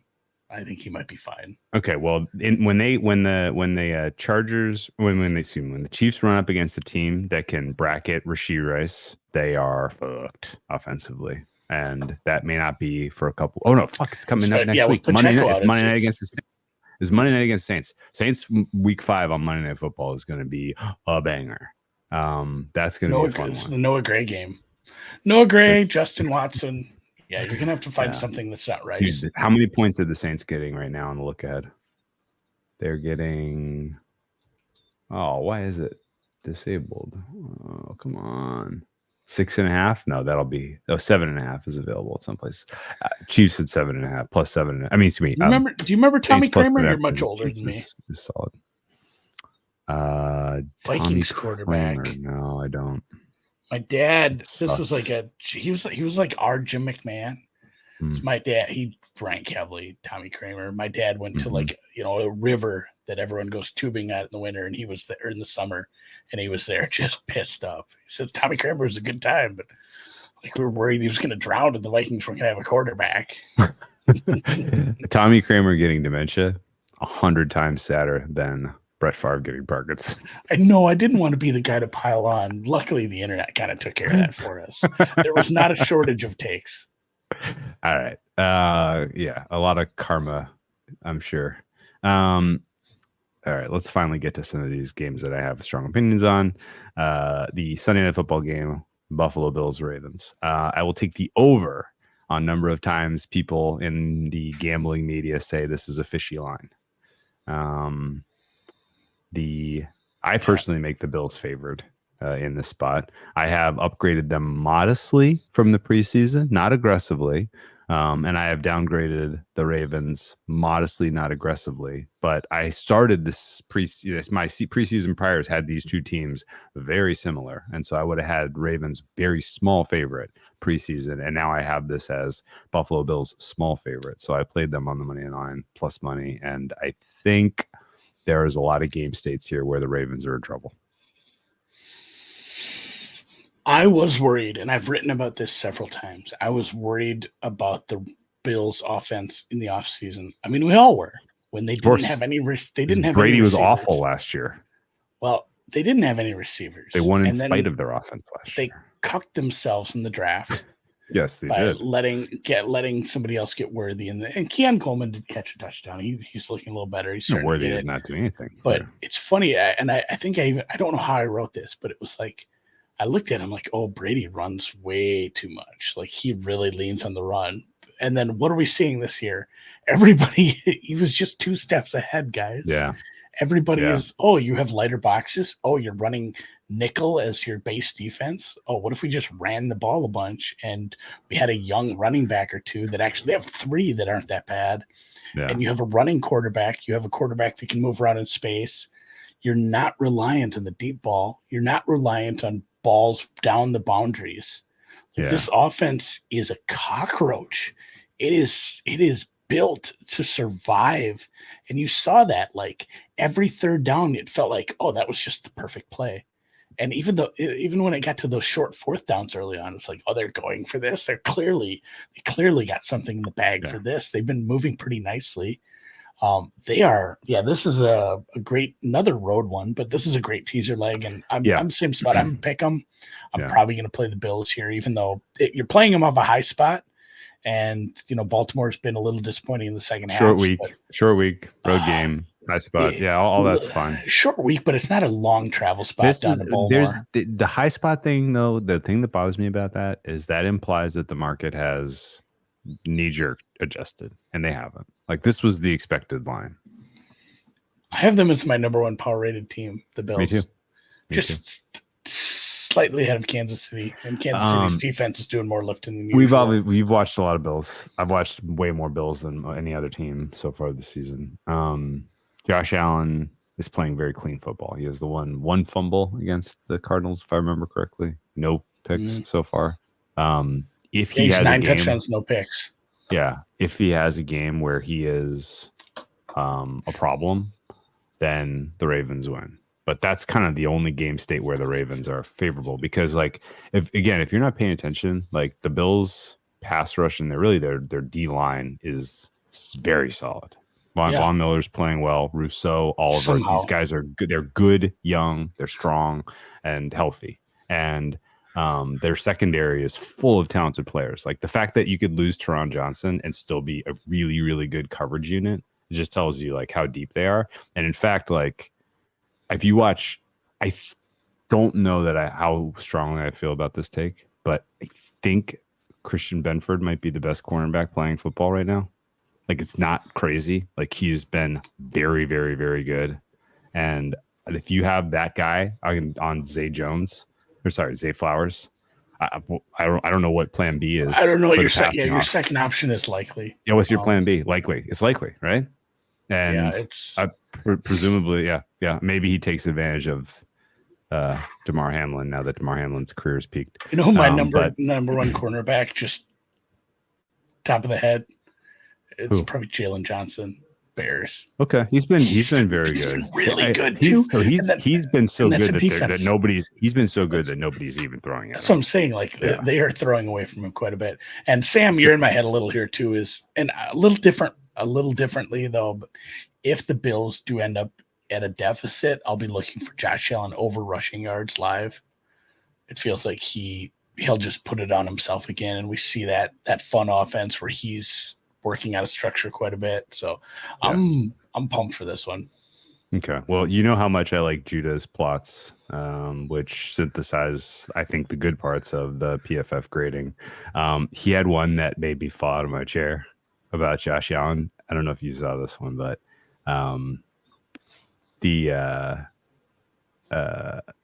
Josh Allen is his wide receivers, like they're creating negative separation. Yeah, but they're only like 6 yards away from him, so it doesn't matter. Yeah, and he's never going to his first read. Like he's doing it like the hard way. He's doing it the hard way, and he still has not had there has not been an uptick in, or there at least there's been a notable downtick in turnover worthy plays from him, which I think is wild. And he's getting smarter. It's crazy. Yeah, this is why he's just getting better. Why the take. So I've been back and forth on this. I missed you. I had so many rants I want to go over you with. There was like 3 or 4 different people that had strong takes, and like if you redo this draft, you have to take Jaden Daniels first over Caleb Williams. Which, like, if you held a gun to my head, they're right. Like right now, if you say who are you picking, well, I've seen Jaden Daniels do it. The upside is maybe there for Caleb, but I haven't seen it yet. I'd probably have to do it, but it's kind of a bad take because, like, just think about what we saw from Josh Allen 3 games in. How bad he was at hitting open receivers. Sure. How good was Carson Wentz early in his career? Like, you really got to wait. You got to revisit this a little. It's a fun topic, but man, like Caleb Williams could still be pretty good, and Jaden Daniels might be just fooling us all. The hang up is what we talked about with Daniels. Like he might have like 20 career games. Like that's it. That's in the range of outcomes for him. Yeah, Josh Allen. This is a great one from Nick. Josh Allen was playing like Levis. Yes, he was. Like, here's a guy wide open in the end zone, and that's an interception. Do you remember Josh Allen's first playoff game against the Texans where he was like in that game and scrambling and did the fucking world's dumbest fumble that you've ever seen in your life? It went like he was falling down. It went like straight up somehow. Like what? Yeah, like what? He like tried to backhand it. Yeah, like what is he doing? Like it was You know what? You know what is a fair way to define it?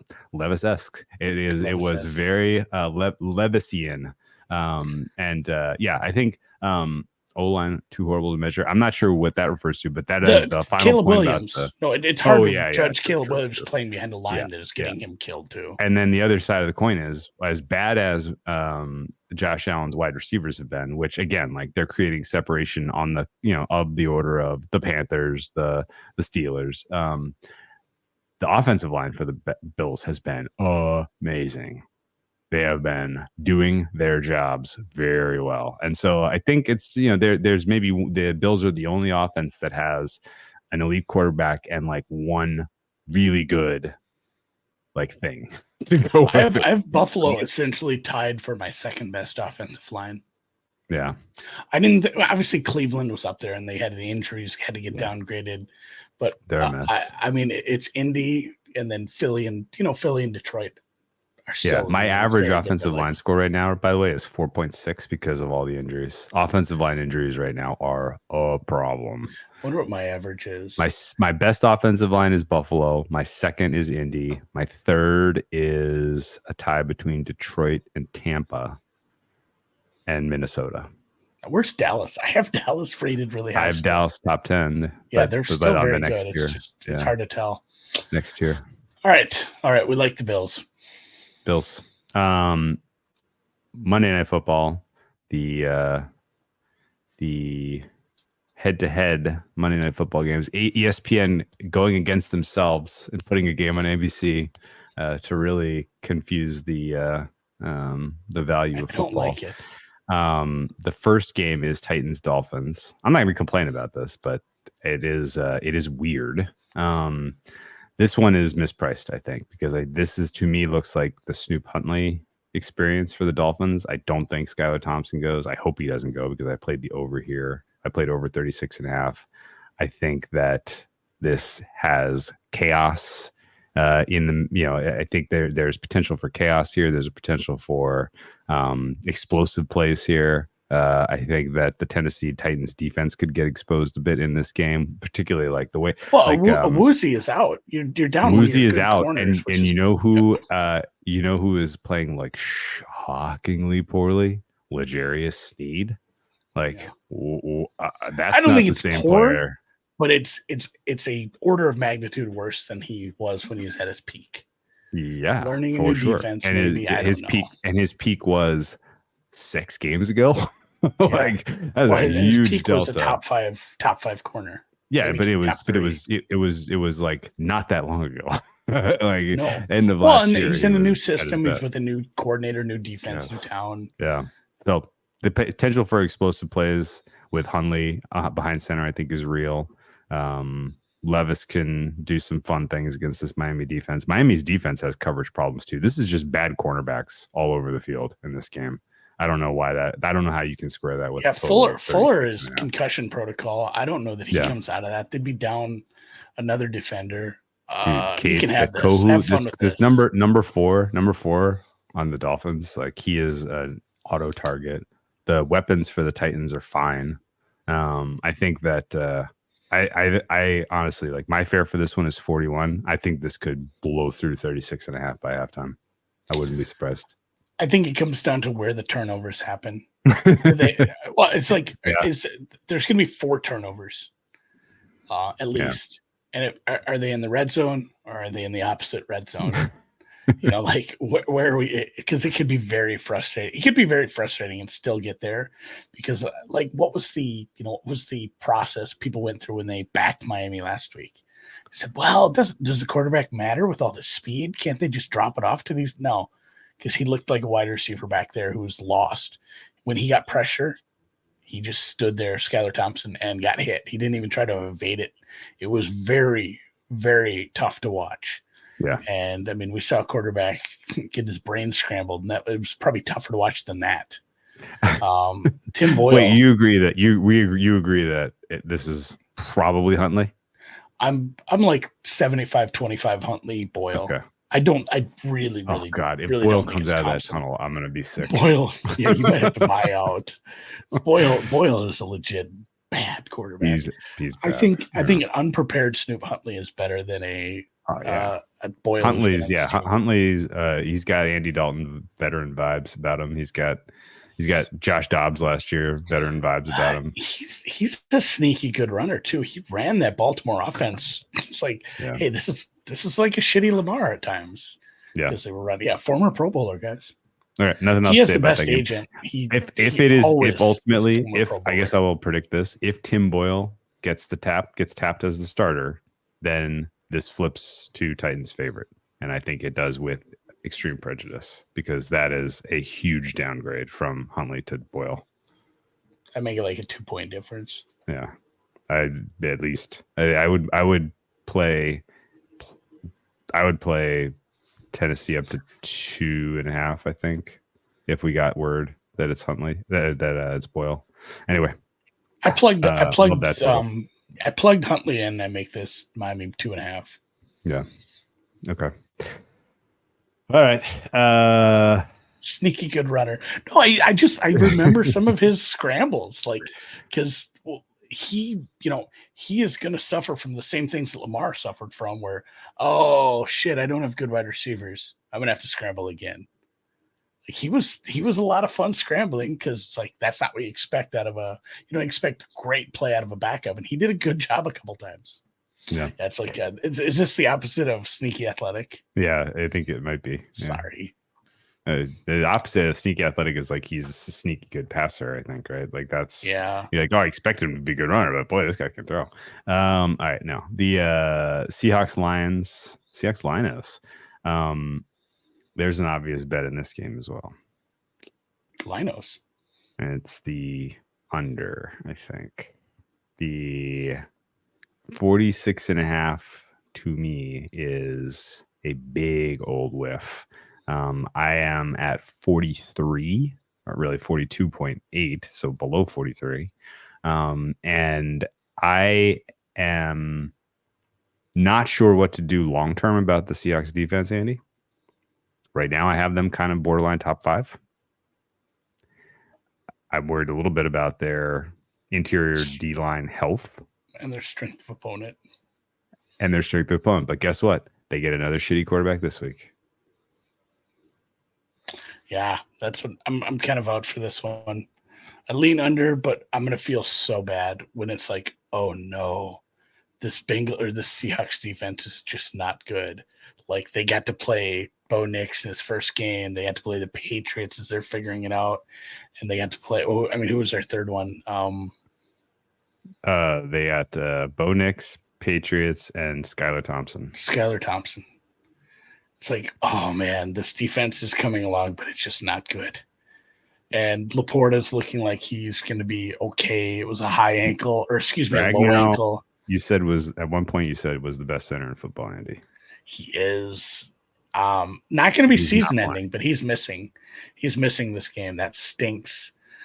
Brian Branch in the concussion protocol stinks for your under. Yeah, true. And then Ali McNeil is day to day. Charbonnet's been a nice fill-in, and I've actually liked what I've seen from the offense for Seattle more than for the defense because, again, it's hard for me to grade what I've seen from this defense against these shit opponents. And yeah, I don't know what's happened to this Detroit offense. I really thought – I didn't buy into it as far as betting, but we talked about this last week, and I said, man, this feels like hey, let's get right. Let's go beat up on a bad defense because of how Campbell was upset after the game before. They really didn't do anything in the second half offensively. The defense stepped up, which was something against a fun Arizona offense. But that offense for the Lions has been disappointing. 12 quarters? They've been disappointing for like 9 or 10 of them.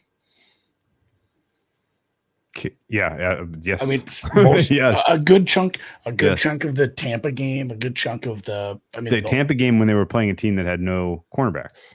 Yeah, a good chunk of the Arizona game. Yeah. I'm not sure quite what to make of what this offense is doing right now, and they're going to be losing their center.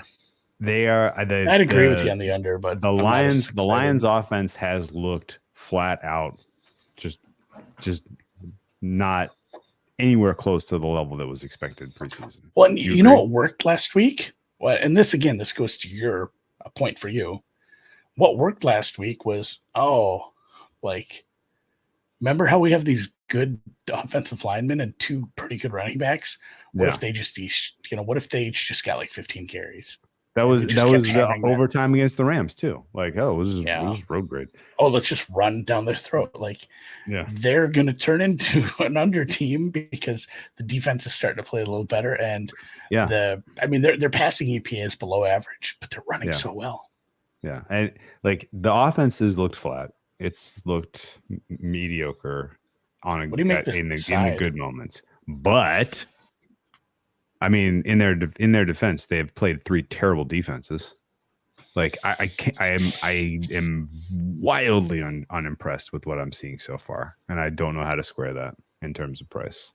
And there is a part of me in the back of my head that is just like patience. Like, they're winning games 2-1.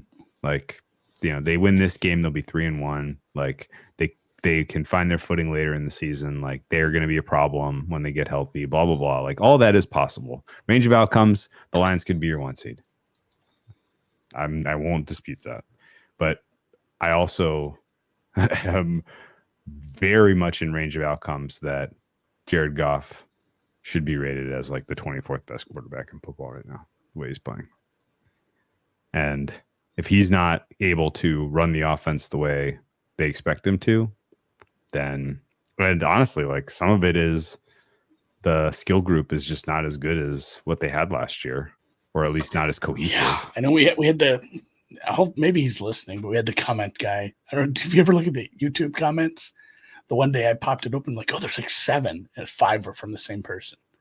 He was really, I think he's a big Lions fan, and he really wanted to push like how good Jameson Williams has been. He's like, he's on pace for like 1,700 yards. It's like all pro. And I mean, look, it's like, well, he's probably not going to have a 50-yard pass in every game. That's just hard to do for 17 weeks. And of course, they limit the long shot to Jameson. He goes 1 for 9 and a run for like -5 yards too. Like, if you can limit him deep and you just want to let him try to pick you apart underneath with some Amon-Ra, and he's kind of dinged up, you're going to turn him into a running team. And I think they're happy to oblige, and they can win games that way. But it's going to be they're going to have to win this game that way, because the secondary forget about the scheme, forget about the strength of opponents. The secondary for the Seahawks is for real. Like, those guys are good, and they're well coached, they're well coordinated. There's disguise involved. Everything about it checks every box of kind of signal, not noise, despite the very terrible quarterbacks they've played. So yeah, Seattle, if they were fully healthy if the Seattle offensive line had shown signs of life, maybe is the polite way to put it, to this point in the season, then I would be like, holy shit, Seattle 3.5 is a must play. But this guy, he adjusted it from 1,700 to over 1,000. We've lowered our expectations. Fonzarelli, I like it, but it just certainly wasn't sustainable, and it's a different offense than we saw last year. I think teams have adjusted to what they've done.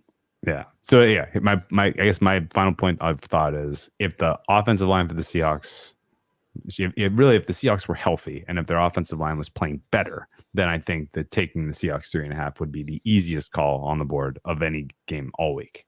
But I worry about the way that the quality of play you're seeing from Aiden Hutchinson right now, the defensive line getting some wins. I downloaded them. That's not crazy. So my fair is 2.3.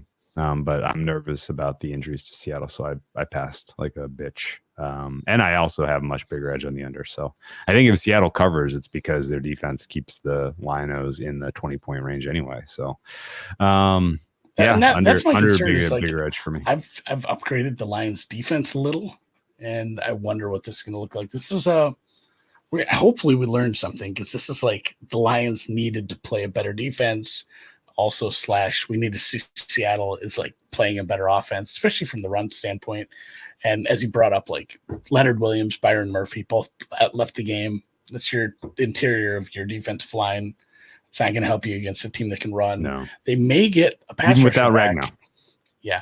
Nwosu. Nwosu's missed probably the first- coming back, yeah. Might be. Keep an eye on that. But yeah, Ragnow, Derek They don't Barnes. even really need much. That the Seattle's getting great linebacker play so far. So Nwosu is gravy. More inclined to kind of zero in on what's going on with Murphy and Williams. It sounds like they're both going to miss, which sucks. Walker's going to go.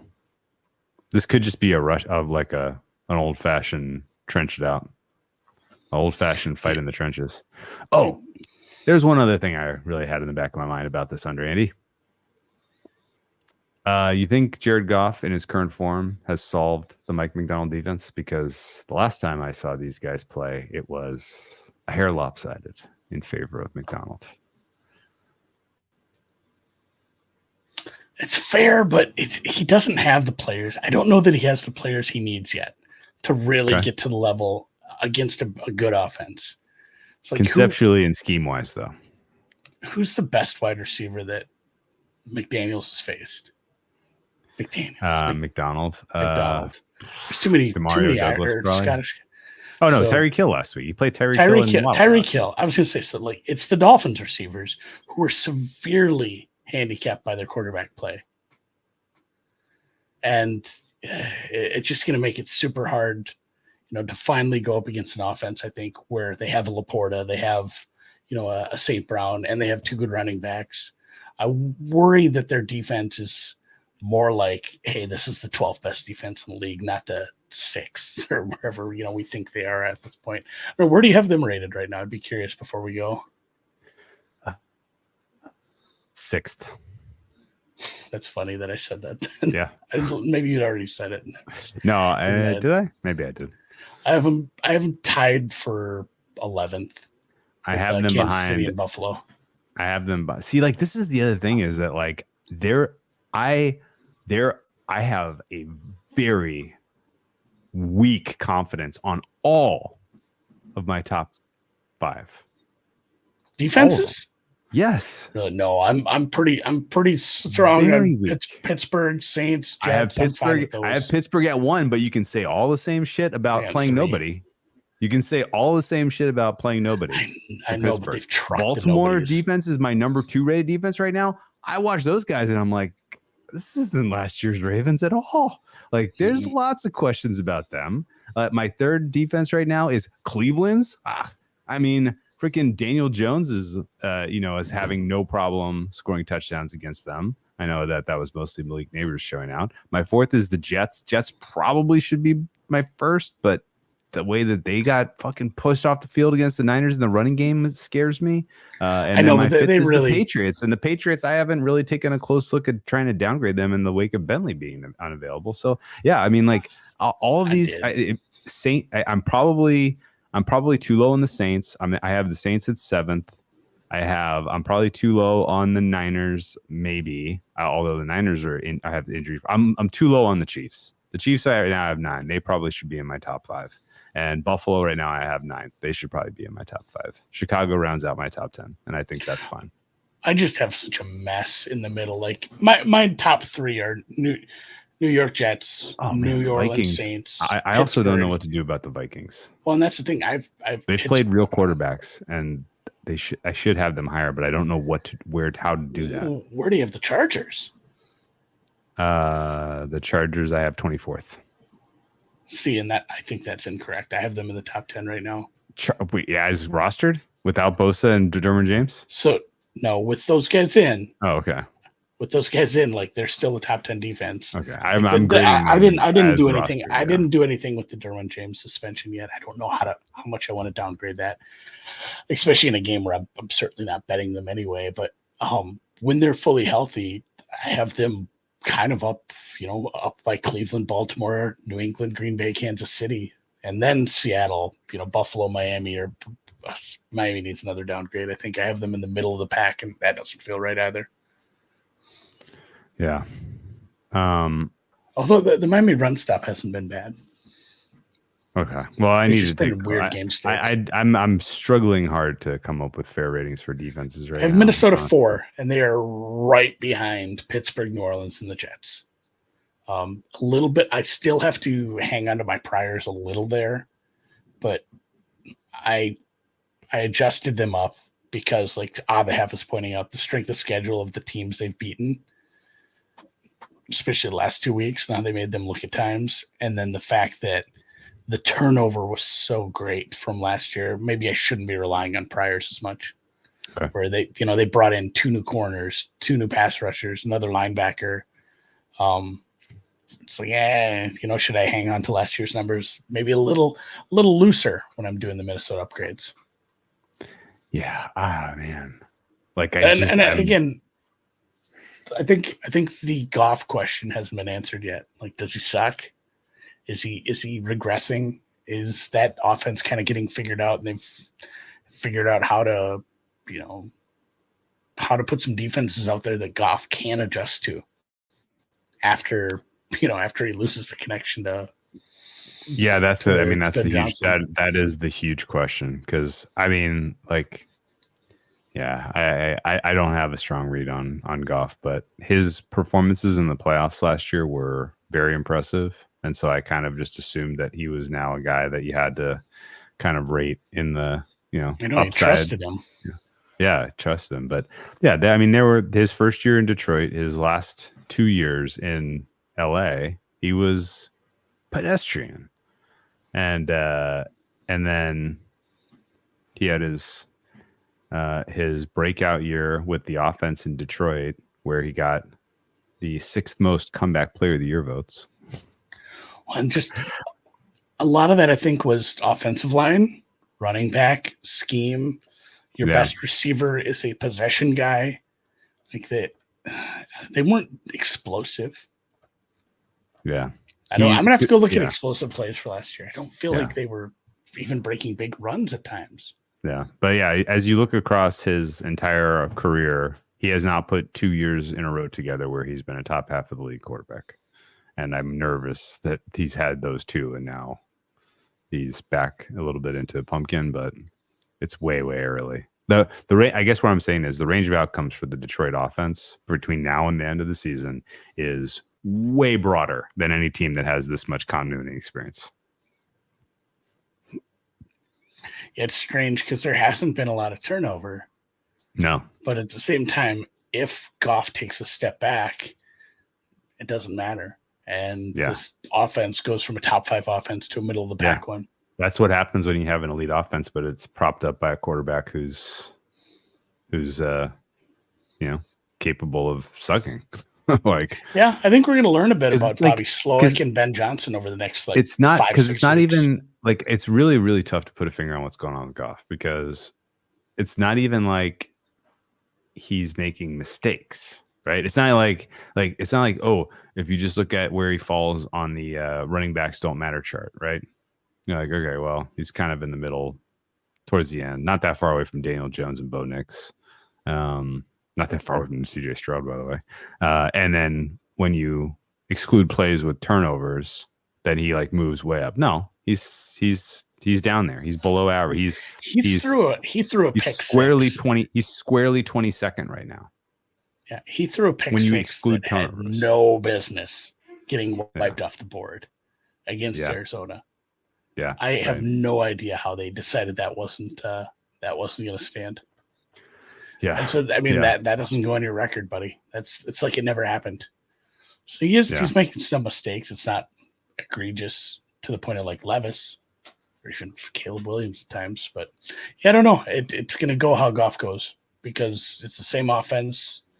We'll see what he does. But if he keeps playing like Bo Nix, then I'm going to keep betting their unders. It has come down. They're still, I believe they can still find a 47. Goff, Goff's not even as fast as Nix. He doesn't have that element of his game. Remember that was my only takeaway in week 1. Bo Nix, pretty quick, fast guy, sneaky fast. In fact, second fastest after Tank Dell. All right, that's all I got. I'm calling it a week. We'll be back pod play. Thursday. Huh? pod play? Vikings over. I don't have anything else. Vikes. I don't have Vikes anything team else total in over. that game, which is why I like that. So 20.5 for the Vikes. Vikes get to 21. I'll be on that full game over as well, but Vikes team total over just, is the secret pod play. Just avoid Xavier McKinney, and we're good. I think Kevin O'Connell's pretty fucking smart. Like, just it's crazy, like how you give up on a guy like Darnold, and he hasn't been perfect. We didn't even mention it's the Aaron Jones revenge game. They're using Aaron Jones in just all the right ways too. Yeah. Not that like Green Bay didn't know how to utilize him. He was great in all sorts of ways. I mean, he was great in the passing game. He was actually pretty good in short yardage at times. Yeah. I had to take Minnesota was hitting the Jones button in all the right spots. Final question for you, or maybe I should save this, but whatever. I got to ask since we're all talking about Minnesota. I had a take that people hated on Kevin O'Connell being the favorite in the Coach of the Year market. I just generally think that there's a lot of credit that's going to go to Flores. And he's got elite weapons and offensive line there. I don't know that he's going to ultimately be the guy that gets the credit for the Vikings overachieving. And I don't know that I believe that the Vikings really are all that likely to win the North. His price sucks, right? That's fine, but like he can win it. You're not going to give so much credit to a defensive coordinator that you take away somebody taking an absolute cast off like Sam Darnold, who's been, he was a high pick. He was thrown into the scrap heap. If you can turn this into a very good offense and win like 12, 13 games, win the division, I think somebody else has to do quite a bit to overtake it. I don't agree with you on the Flores getting too much credit. I just think like him being the favorite this early, like there's no sense betting this now. No, like, I would agree. I guess that was my point, which is that I'm against him at price. Yeah. But we've seen that where, I mean, when Nagy won, it was like, oh man, we didn't think Trubisky was any good. Look what they did. Look what this offense did. They won so many games with a quarterback that maybe we didn't super believe in. Yeah. Because you can get it just by overachieving with a quarterback people thought were bad. Yeah. Yeah. I don't know, like maybe Mike Tomlin. Nah, I don't know about all that. He's gonna start losing some games. Stupid. So many people's takes this year were, dude. I think at least 3 people I saw their take. My hot takes of the preseason was like Tomlin finally doesn't win, 8 or 9 games. It's like, no, of course, like that was a good take. I'm not shitting on those people. That was the correct take. I bet them to have the fewest wins, and that they've already with 3 wins, they probably already have enough that they're not going to have the fewest wins. That was probably the first season-long bet I lost. First one, gone, done. And I guess, you know what else looks pretty good right now, Andy? Pittsburgh, their gauntlet of a second half schedule. Well, now it's got some Bengals defense in it, and it's got some Browns offense in it, and it's got some. Are the Ravens any good in it? Yeah, smattering of Bengals defense to get right late. This is a good take. Last one before we go. Minnesota finishes at Seattle home. Green Bay at Detroit. That Seattle mini game could decide Coach of the Year. I love that. I would love that, but I just want you to know that I did bet Tomlin Coach of the Year, because if he won this year after what happened last year, I was going to be sick. You had no choice. I mean, I was going to be sick. It's like anyone who bets golf knows this. Like eventually you get a guy and it's like, I have to bet him every week until he finally wins his tournament. He's my tax. Like, you have to bet Tomlin until he retires. Of course. You don't have a choice. Yes. Just a small bet on Tomlin every year. Of course. You can't.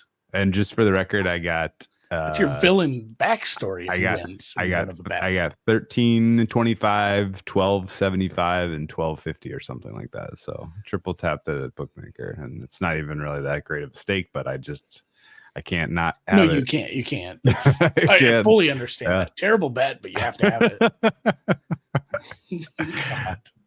God. Mike Tomlin. I mean, he's a leader of men, Stuff Andy. Yes. He's a leader of men. Dude, I'm playing you off. Imagine revitalizing Fields and Art Smith in the same season. Like, only Mike Tomlin. Only Mike Tomlin. Good enough to get both of those careers back on track. It does feel bad to like have that. If you bet it's same thing with golf. You bet the guy and he wins the next week. Oh, it kills me. Cheers, guys. I'll see you tomorrow.